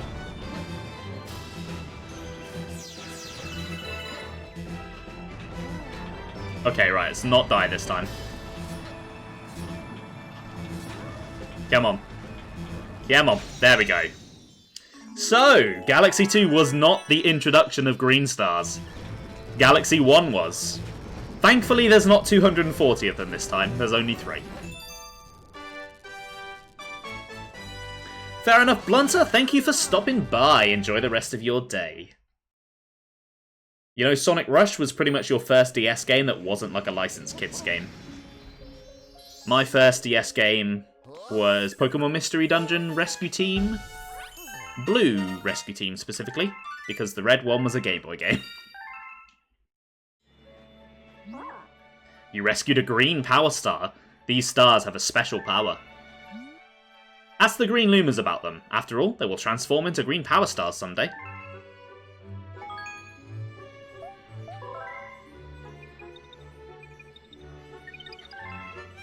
Well, I guess I'll go check it out. I think Male Toad's got something for me as well.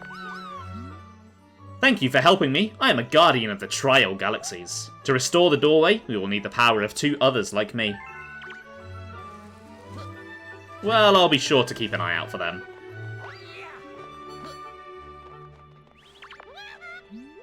You have a letter from Luigi. Bro, I got a star, but now I can't get back. This picture shows where I am. Help me. Where is that place? It looks familiar, but then again... Let me give you this picture so you won't forget where Luigi is. To view a picture, press minus or plus to access the pause screen, then use the letter icon to check the picture. Okay, I think before I do that, I'm going to finish off the kitchen, because it is just the boss level left. Then I'm going to take a quick toilet break.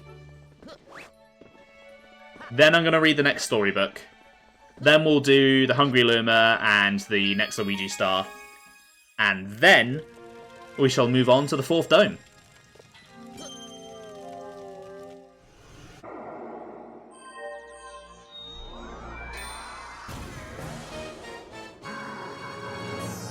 Come on, pointer.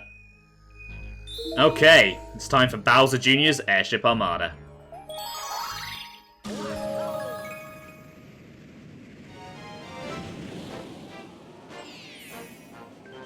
Sinking the airships.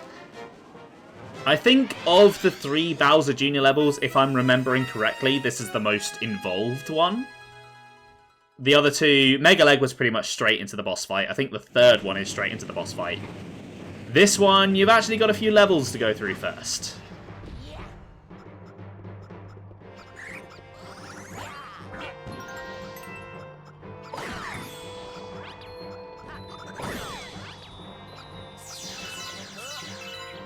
Of the 6 levels, of the 6 boss levels in this game, and of the 12 across the 2 games, this probably is the least memorable though. Like, it mainly is just airships. And airships are great, but they are not unique to this level.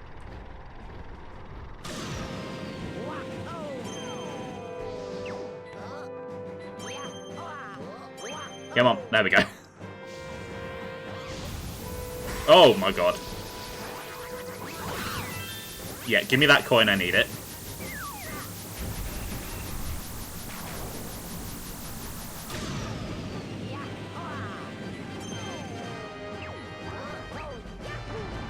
Hey, Captain Toad.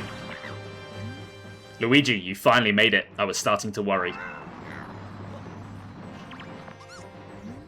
Luma Lee, Luma Bot, welcome to the Luma Shop. I can't afford what you're selling. Let me go kill some fools.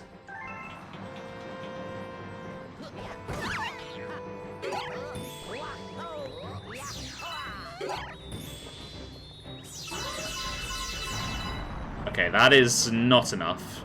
There's got to be some more somewhere. I imagine in here. Yep, there we go.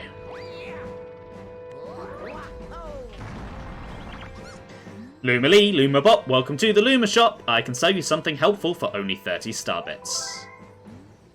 Which will it be? I'll take the life mushroom, please.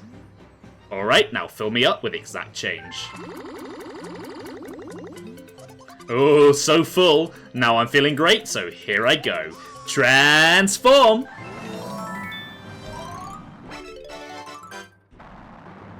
Alright, Bowser Jr. doesn't know what's coming his way. Let's go show him who's boss. Suppose I could have killed that guy for a few more star bits, actually. Not that I needed them.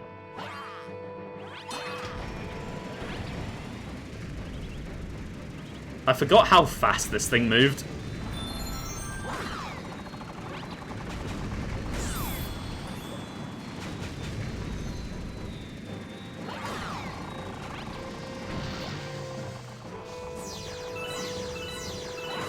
Get out of here, Magikuba. The live stream is just so obviously the better choice, considering your lives reset to 5 whenever you reload your save file. Exactly. That's why I always go for it. 1-ups are basically pointless. Like, game overs don't mean anything. You just don't give up? Fine then. I guess I'll just whoop you myself. You want this Grand Star so bad? You're gonna have to take it from me. Right, got some more music to listen to.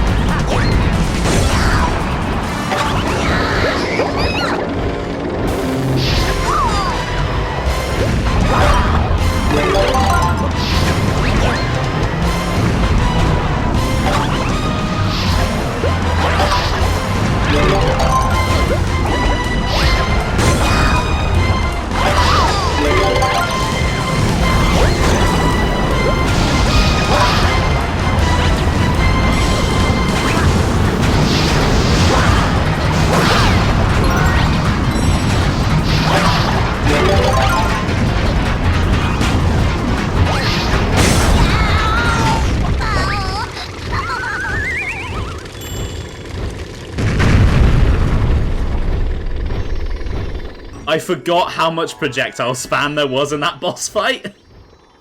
It's not really the most memorable boss fight itself, but I love Bowser Jr.'s theme in these two games.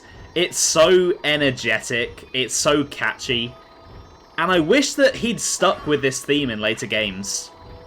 But he doesn't, unfortunately. It's just occurred to me that I can probably tell if someone's playing the Wii or Switch version of Galaxy just from seeing if they move in perfect 45-degree angles or not. Yep, got that nice locked-in joystick there.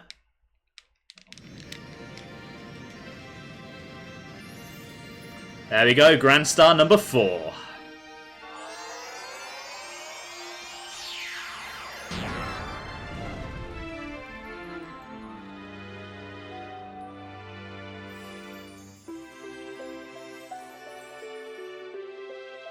The next dome is the bedroom. Hopefully it's not a dead bedroom.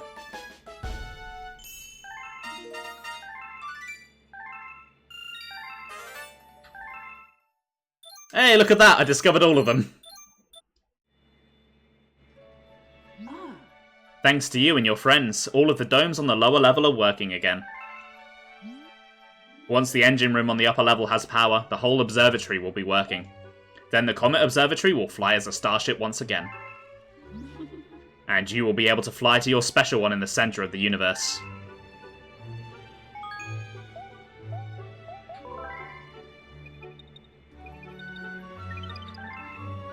Okay, well, I need a quick toilet break, so I will see you guys in just a minute when I get back. We're going to read the next chapter of the storybook, then we're going to do the Hungry Luma, then we're going to go find Luigi, and then we're going to move on to the bedroom. See you guys in a moment.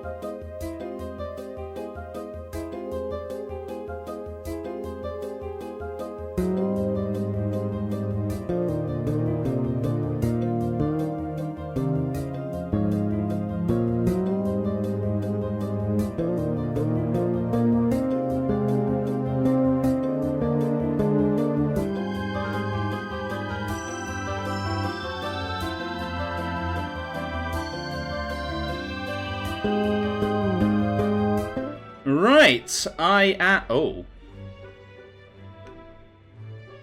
1 second.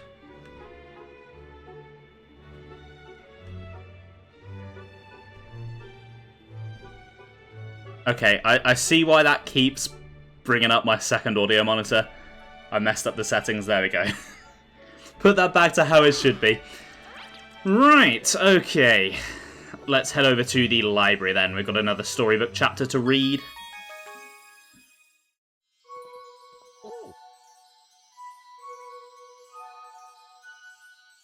Let us begin.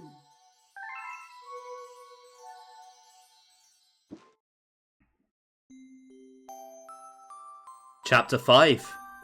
Home. The kitchen will go here, and the library will go over there, the girl said busily to herself. We'll put the gates here. Ever since the girl took Luma under her care, she'd been bustling about at a feverish pace. It's a lot of work, but it's worth it to make a happy home. It turned out that starbits weren't the only things buried in the ice. There were tools and furniture unlike any they had ever seen, and the girl used them to build a home. Looking at the completed house, Luma remarked, "Don't you think it's awfully big for just the two of us? With a library, bedroom, kitchen, fountain and gate, it was certainly spacious, but still something seemed to be missing." "If only my father, brother and mother were here," the girl said wistfully. Indeed, the house was too large for its two small residents.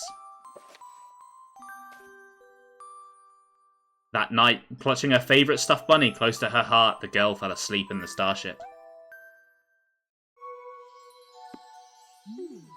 That should do it for today. I wonder what this could be the backstory to. I'm going to play it coy, even though we all know what it is. Until we get to the end, anyway. Okay, right. It is Hungry Luma time. Hopefully this one is less annoying than Slingpod Galaxy.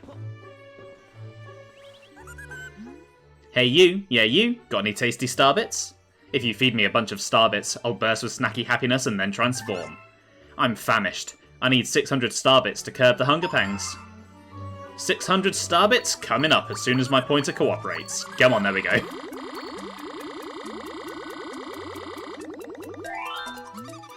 That's it, I'm stuffed. Here we go. Transform!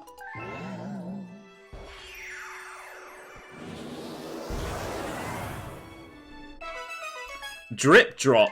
I don't remember Drip Drop. I mean, I'm sure I'll remember it when I get there, but I genuinely don't remember what one this is. Presumably a water one. Giant Eel Outbreak. Oh no, I remember this one.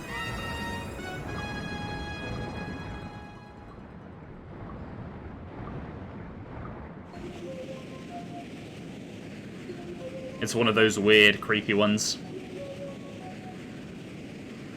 It's got all that atmosphere I love talking about.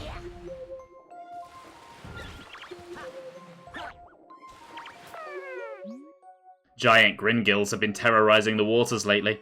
Can you help us? Well, I can try to. Ever since those big eels showed up, we haven't caught any fish. Well, let me take care of them for you then.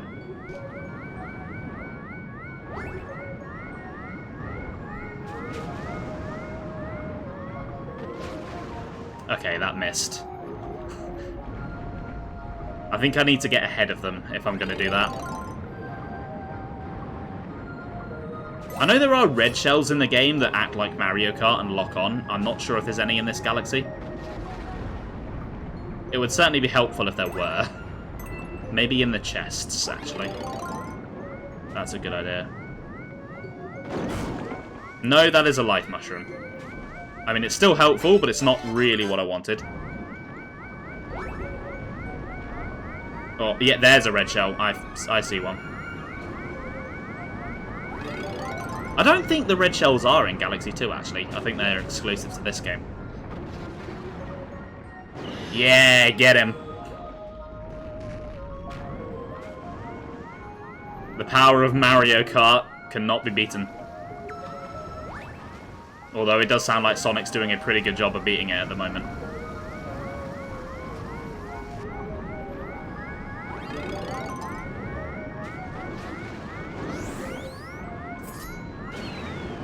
You were not meant to home in on the chest there.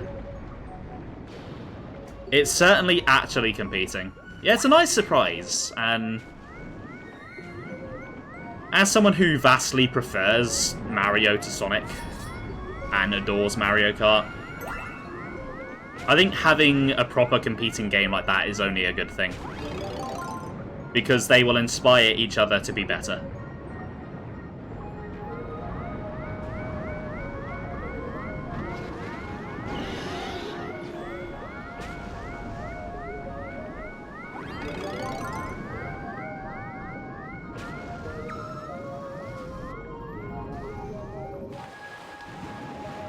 Right, there's one. Camera, you're going all trippy here. And that was the last of them, nice. The timing for the recent Mario Kart patch is a bit sus. Yeah, it's a hell of a coincidence, that.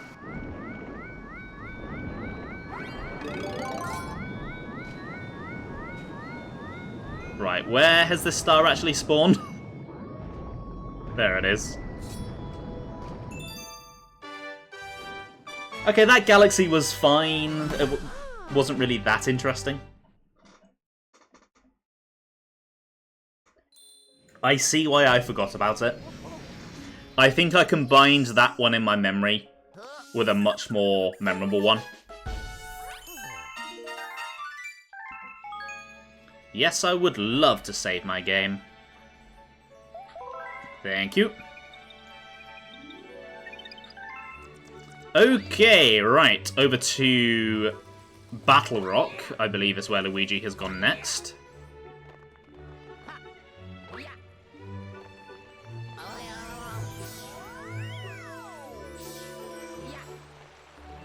And I do believe the timing of that letter was no coincidence. I think this hidden star is the second green star. It's called Drip Drop, but there's not actually any dripping since it's just a sphere of water. You've got a really good point, actually.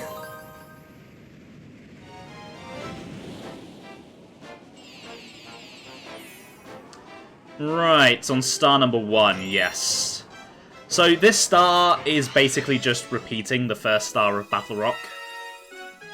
Galaxy 1 does love to repeat itself.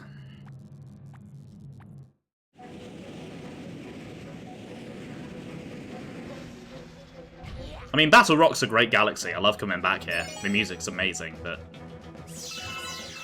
maybe they could have put it in one of the other stars and not the auto-scroller.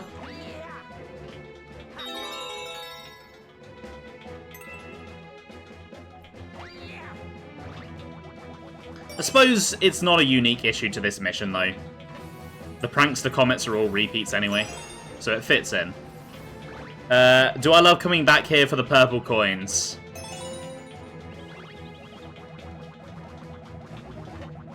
No. Not particularly, no.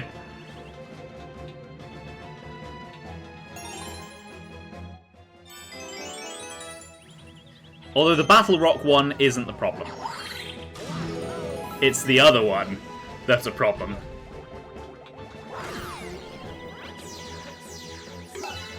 God, there's so many star bits over there. It's a bit annoying, but it could be worse. And the worse is also in the game.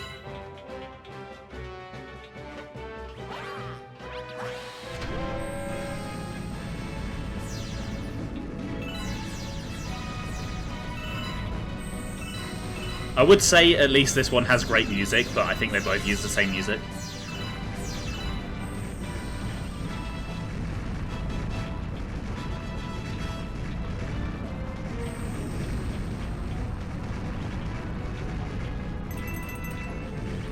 I've just had a thought. Does Galaxy 2 play the Battle Rock theme at any point? I don't think it does. I know a lot of themes are reused between the two games. I don't think this is one of them. It's been a while since I've played Galaxy 2. Yeah, I might be wrong. Joe's probably the person to ask. But I don't think it does. Joe, are you still here? Can you enlighten us? Although, let's be real, he's probably fallen asleep. He's just getting back into the working life after a few weeks off, so it's probably catching up with him.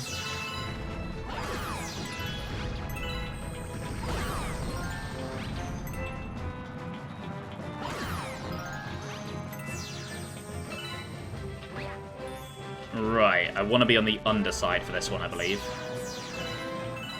If the camera could cooperate. Okay, right, he's come over, he's come over. Yeah, Luigi, out of there, nice. You say that like he wasn't falling asleep in the evening while he was free. That's true. Blah, I thought I'd go nuts in there. Try to save me sooner next time, me. Yeah, you want this Power Star, right? Tell Rosalina I found this one. Yeah, I'll tell her Luigi found it. I'll let her guess which Luigi.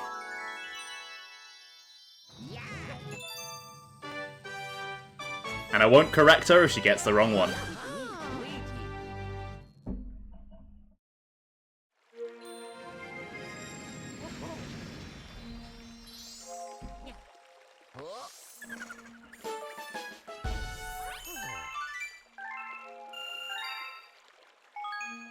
Okay, over to the 4th dome then.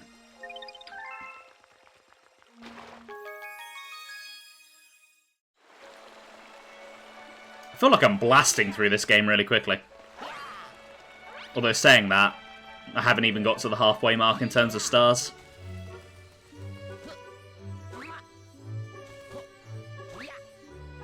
I assume Male Toad probably won't have the next Luigi star? No.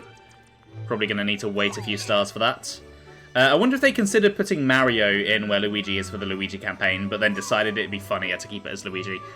That's probably what they did. They were probably like, yeah, it'd be funny if you could find a second Luigi. Let's do it.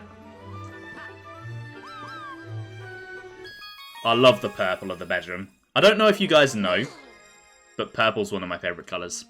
Enemy base spotted. We're detecting massive energy spikes. What are they doing there? Oh, that bed looks so comfy. I'd love to just go to sleep on that. Okay, there's a lot of galaxies to choose from. Do we go for the most iconic track in the game? Or do we do something a bit different?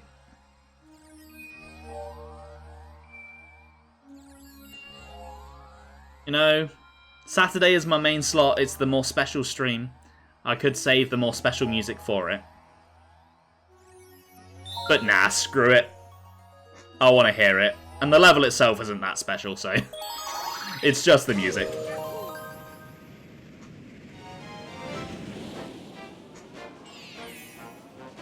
Okay. Gusty Garden Galaxy, Bunnies in the Wind. Here we go.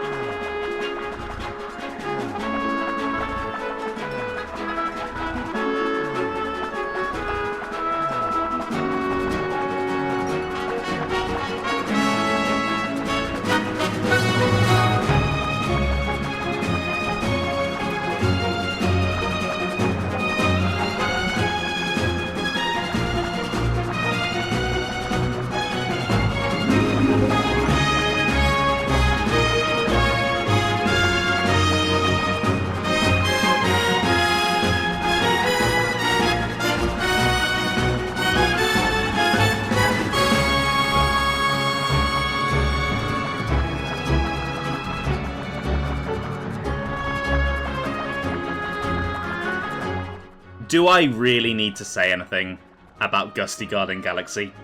You know it. You love it. You've heard it about 1 billion times. It's one of the most iconic Mario themes for a reason. It's in basically every Mario game released after this point. It's got about 1 billion remixes. But you know what? The original is still one of my favourite versions. There's one version I do like better. But the original, it's hard to beat it. I just wish the level itself was of the same level of quality. Champions Road better. Oh god, Joe. I mean, Champions Road is a fine remix. There's nothing wrong with it, it's just not the original. Although, I will be sharing the actual best version of this theme on the Discord after stream, so stay tuned for that.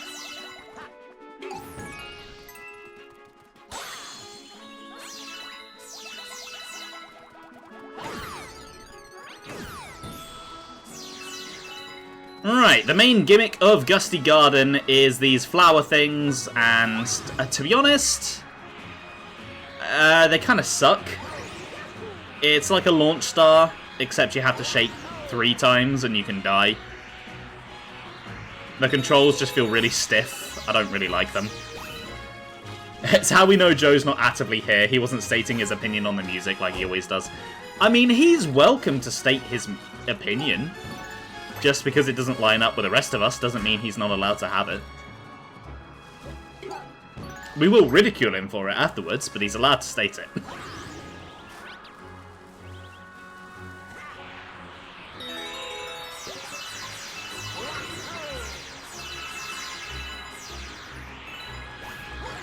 Oh, there's one of the coin bag things.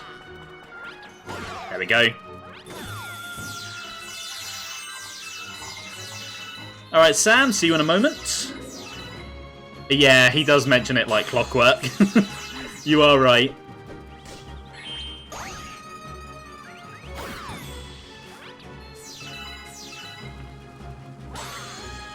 He is a man of habit, is our Joe.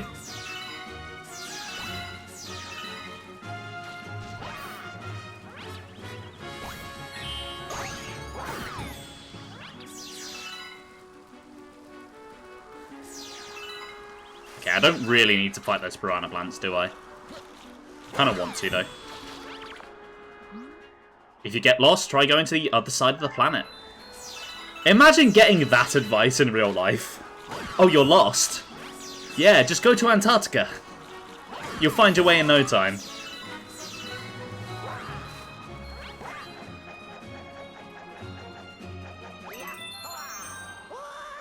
What the fuck?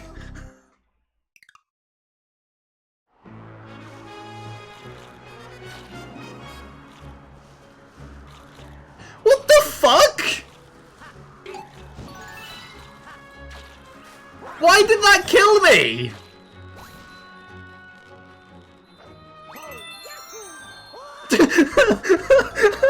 That's so stupid! What the fuck?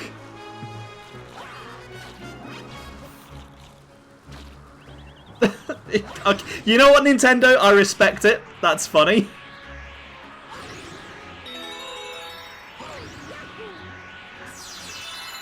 I don't even know what I did wrong. I was just using the vine as it's intended and it killed me.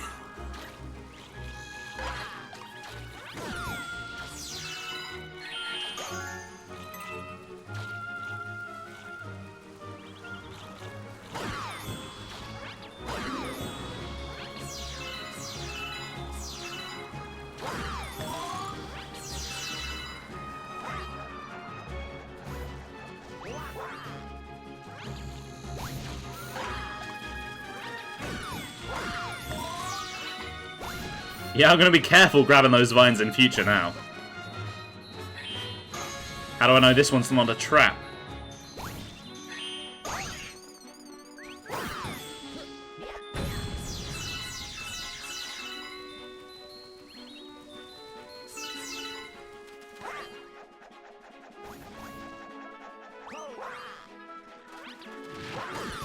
Get out of here, Pokey.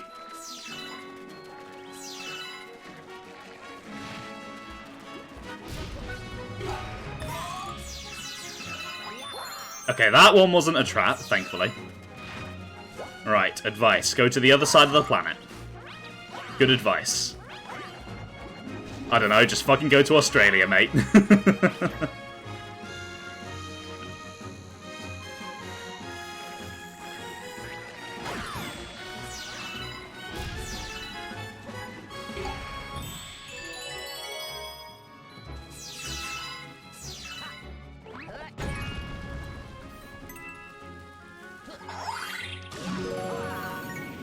And we're about to lose the really nice music, aren't we?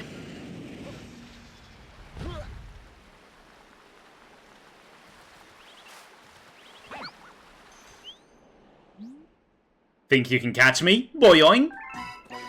I don't know why, but this particular theme I have always just really hated. Maybe it's because I spent so long on this level as a child being unable to catch the bunny.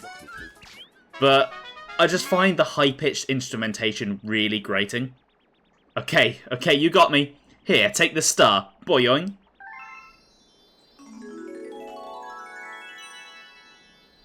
And I had a friend when I was a kid who was obsessed with this particular track.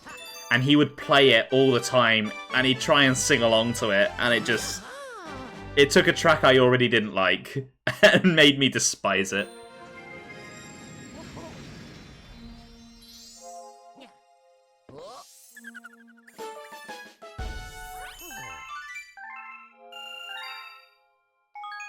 Okay, back to Gusty Garden then.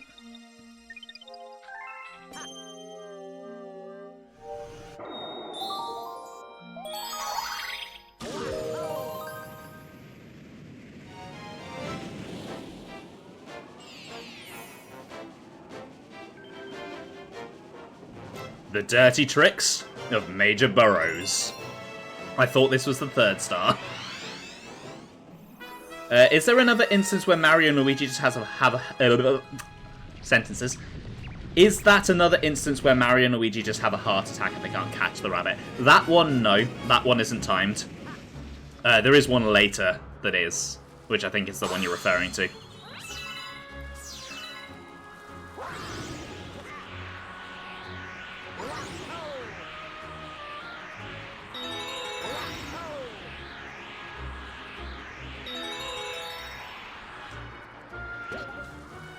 You had an ad during it, so you thought it was the timed one. Ah, fairs. Oh, you miss me going on about how much I hate the music? Those moles are digging up our garden. It's just terrible. But you'll never get hurt if you touch the moles. No, you will get hurt if you touch the moles. Try pounding the ground near them. Boyoing. With floaty fluff, you can ride the wind, boyoing. Just shake the Wii remote when you feel it rumble to really fly. I did not realise there was a timing aspect to it.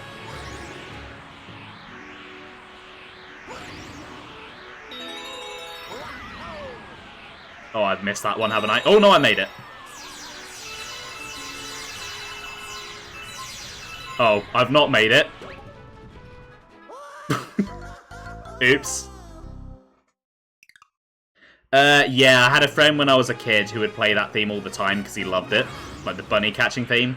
And he'd sing to it, and it was just really bad. I don't think he was, like, deliberately doing it badly to annoy me. I think he just genuinely loved it. He just couldn't sing.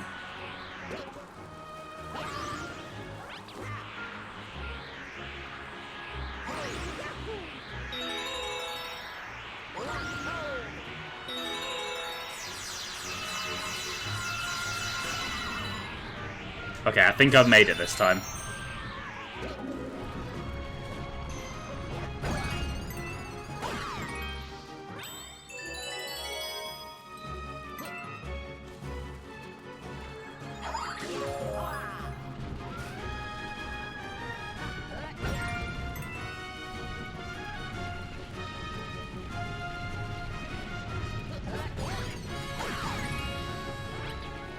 Oh boy, I love long planets where I've got to hunt for enemies.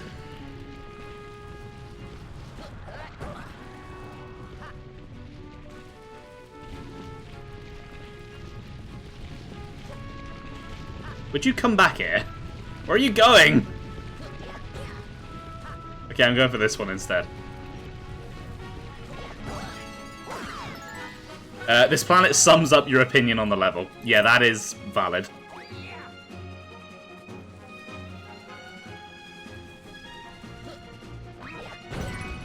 Right, where did that last one go? There he is. At the very least, I get to listen to great music while I'm doing this. So that is a bonus. Okay. There we go. That is on the other side of the planet. Can I jump across? I think I can. Yeah, I think it did that? Yeah, there we go. It was hard to tell because of the camera. Right, the pool stars here are a trap. There's literally no reason to go to that planet. You just get one-ups, and who needs one-ups? Okay, this is one of my favourite set of planets, though. I love this giant caterpillar. It's kind of unfitting having such great music with such a mid-level. Maybe that's why they gave it the great music. They were like, we gotta redeem this level in some way. Why did that take so many tries?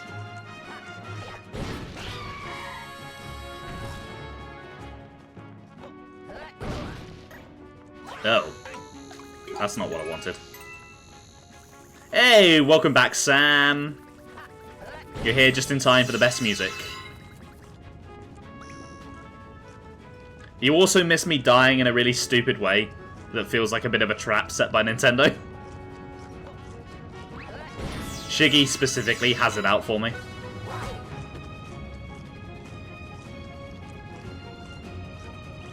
You know what, I'm not even going to try and break that.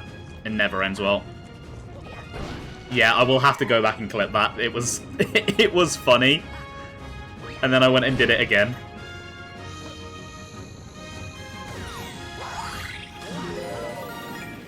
Okay, I think I'm getting close to the boss. Do we have a Lumily anywhere? No, we just have a regular life room. It's not the same without Lumily. I love Lumily. I love singing his little song.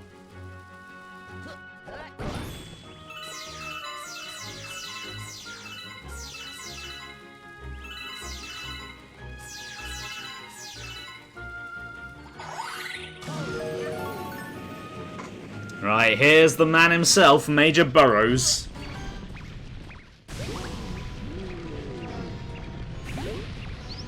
Definitely not my favourite boss in this game.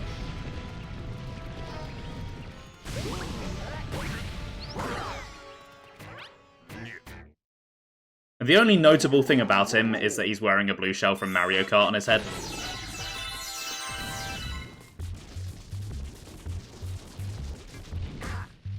Ow.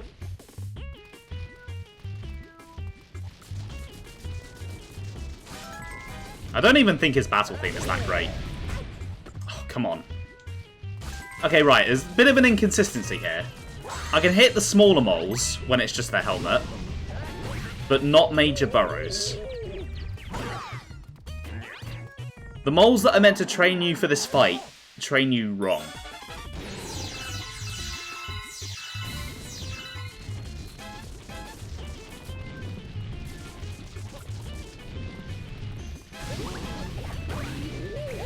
Okay, he's coming in for a second pass. There we go.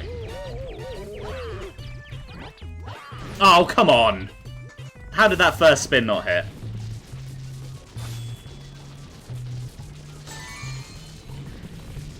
Yeah, this boss doesn't even have good music to redeem it. Like, it's kind of just mid.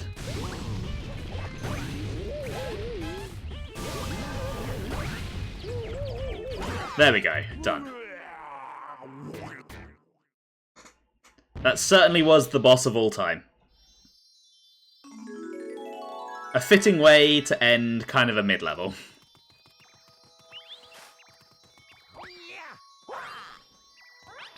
The floofiness is nice. I'll give him that. You like how floofy he is, was. Of all the bosses in this game, he sure is one.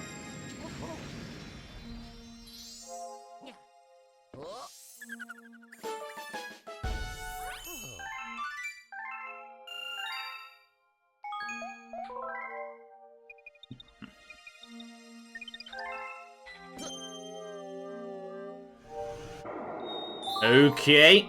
Time for the third main star of Gusty Garden, then.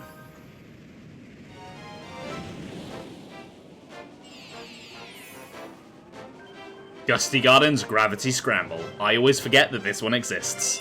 And then when I do remember it, I always forget that it's in Gusty Garden.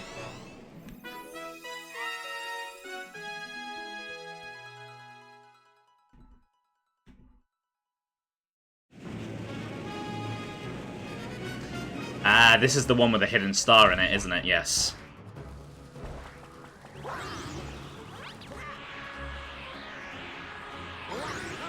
Okay, just because of how it's unlocked, I might end up accidentally getting this one first.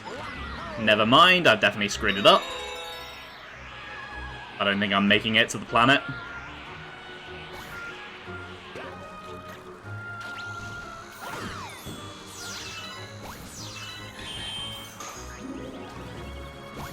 Yeah, at least when you get to that part, there's actually platforming.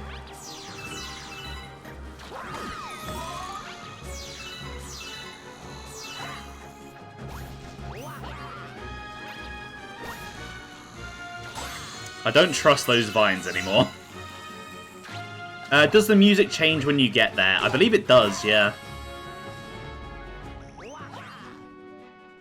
Oh, come on.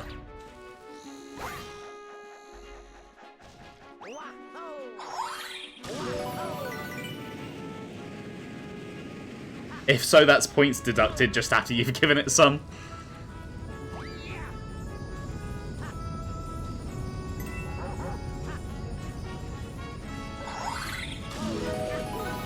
Well, we're about to find out. I'm pretty sure the music does change. Yes, it does.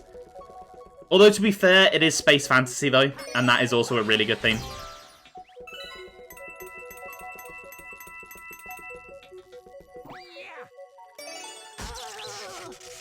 You know what isn't good?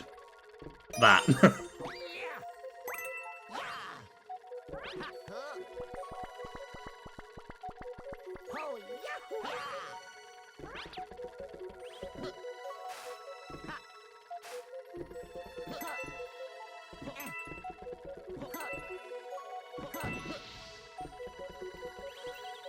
It is, yeah.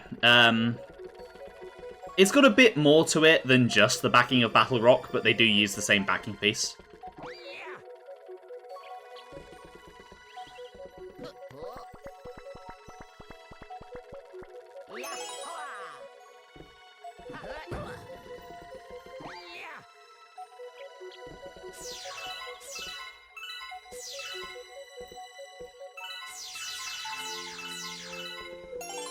Like, this bit isn't in Battle Rock.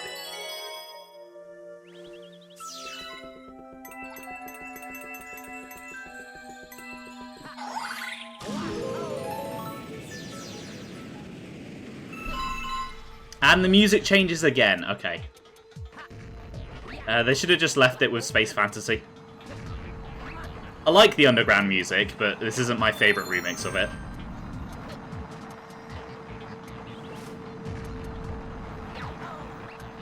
You know, sometimes with Galaxy, I almost feel disappointed when I hear normal Mario music. I'm like, no! I was enjoying the orchestra!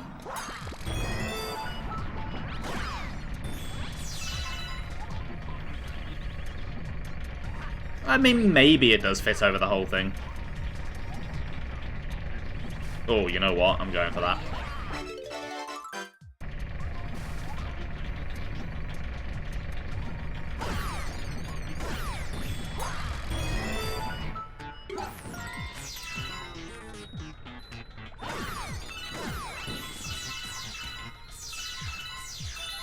Whoa. Bear with me a second, guys. I'm sat kind of weirdly and my arse has gone numb. Ugh. That's another reason why I want to replace this chair, for whatever reason.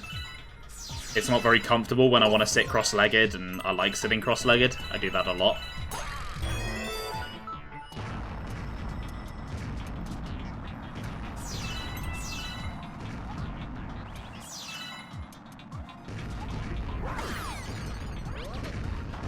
Bye, Goomba.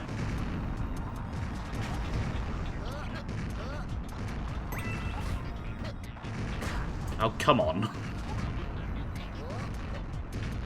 Why are there so many balls? I'm not a fan of balls.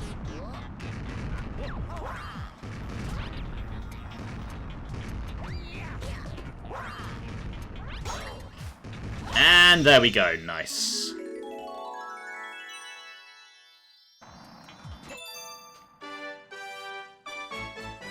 Right, am I going for the hidden star next, or is a prankster comet going to rear its head? I can't remember how many stars you need for the Gusty Garden prankster comet. I assume by this point I probably have enough.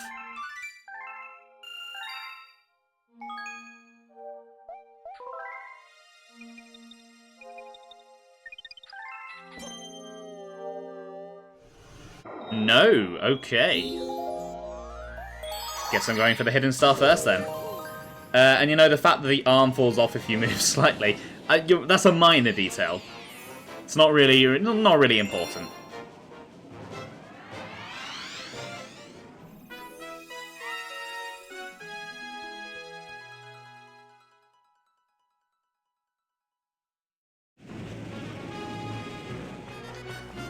Right, okay, I need to be careful here.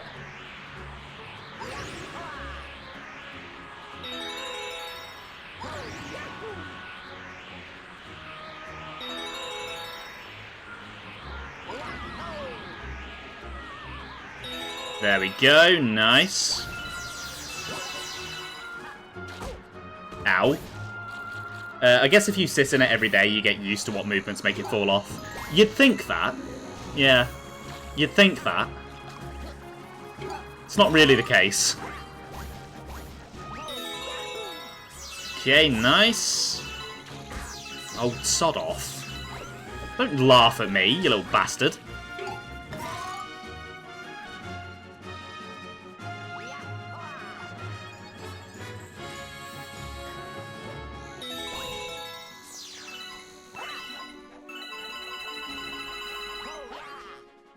I fucked it up. There should be some, like, input buffer there. So that if you're flying off this, you can't just immediately spin yourself out of it.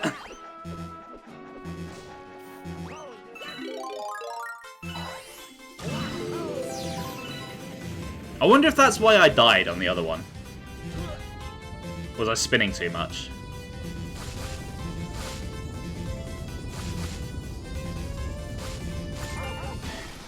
Anyway, hidden star. It's a pretty memorable one, that one, I would say. It's not just a hungry loomer or anything, you've actually got to work for it.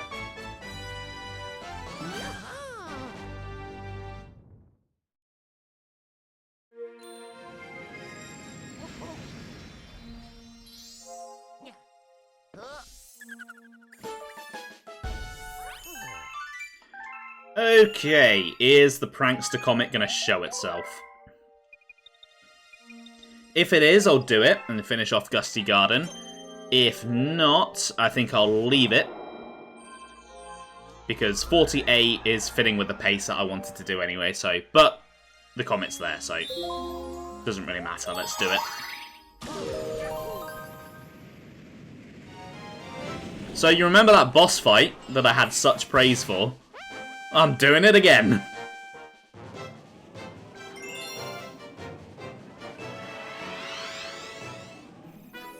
With a lovely Daredevil run.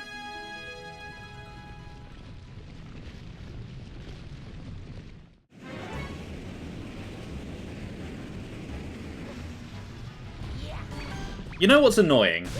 I like the Daredevil Comet theme, but you barely get to hear it because you immediately just jump into a boss fight.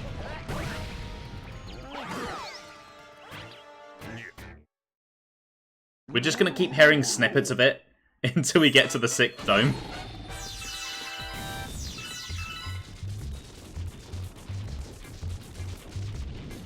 Alright, pop your head out, buddy. Come on. Yeah, it wasn't so bad not hearing it with Bouldergeist, because his theme is actually good. With Major Burrows, I don't need to hear his boss theme.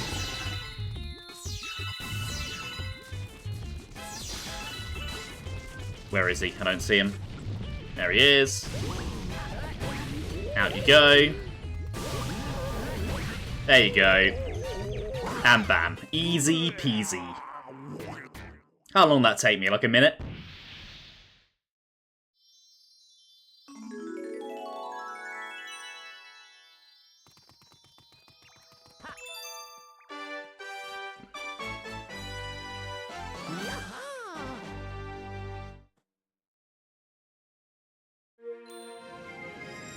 Right, okay, that is Gusty Garden Galaxy done then, so that's probably a good place to call it for today's stream.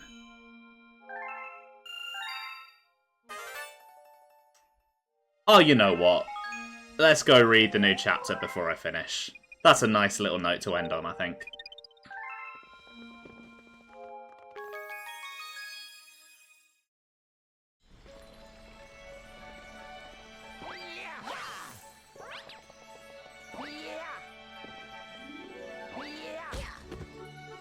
Let's just give Luigi a concussion first. It's an important step. He can't enjoy the story without it.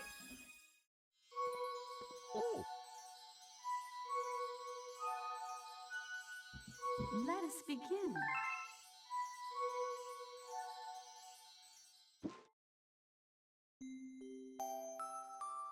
Chapter 6.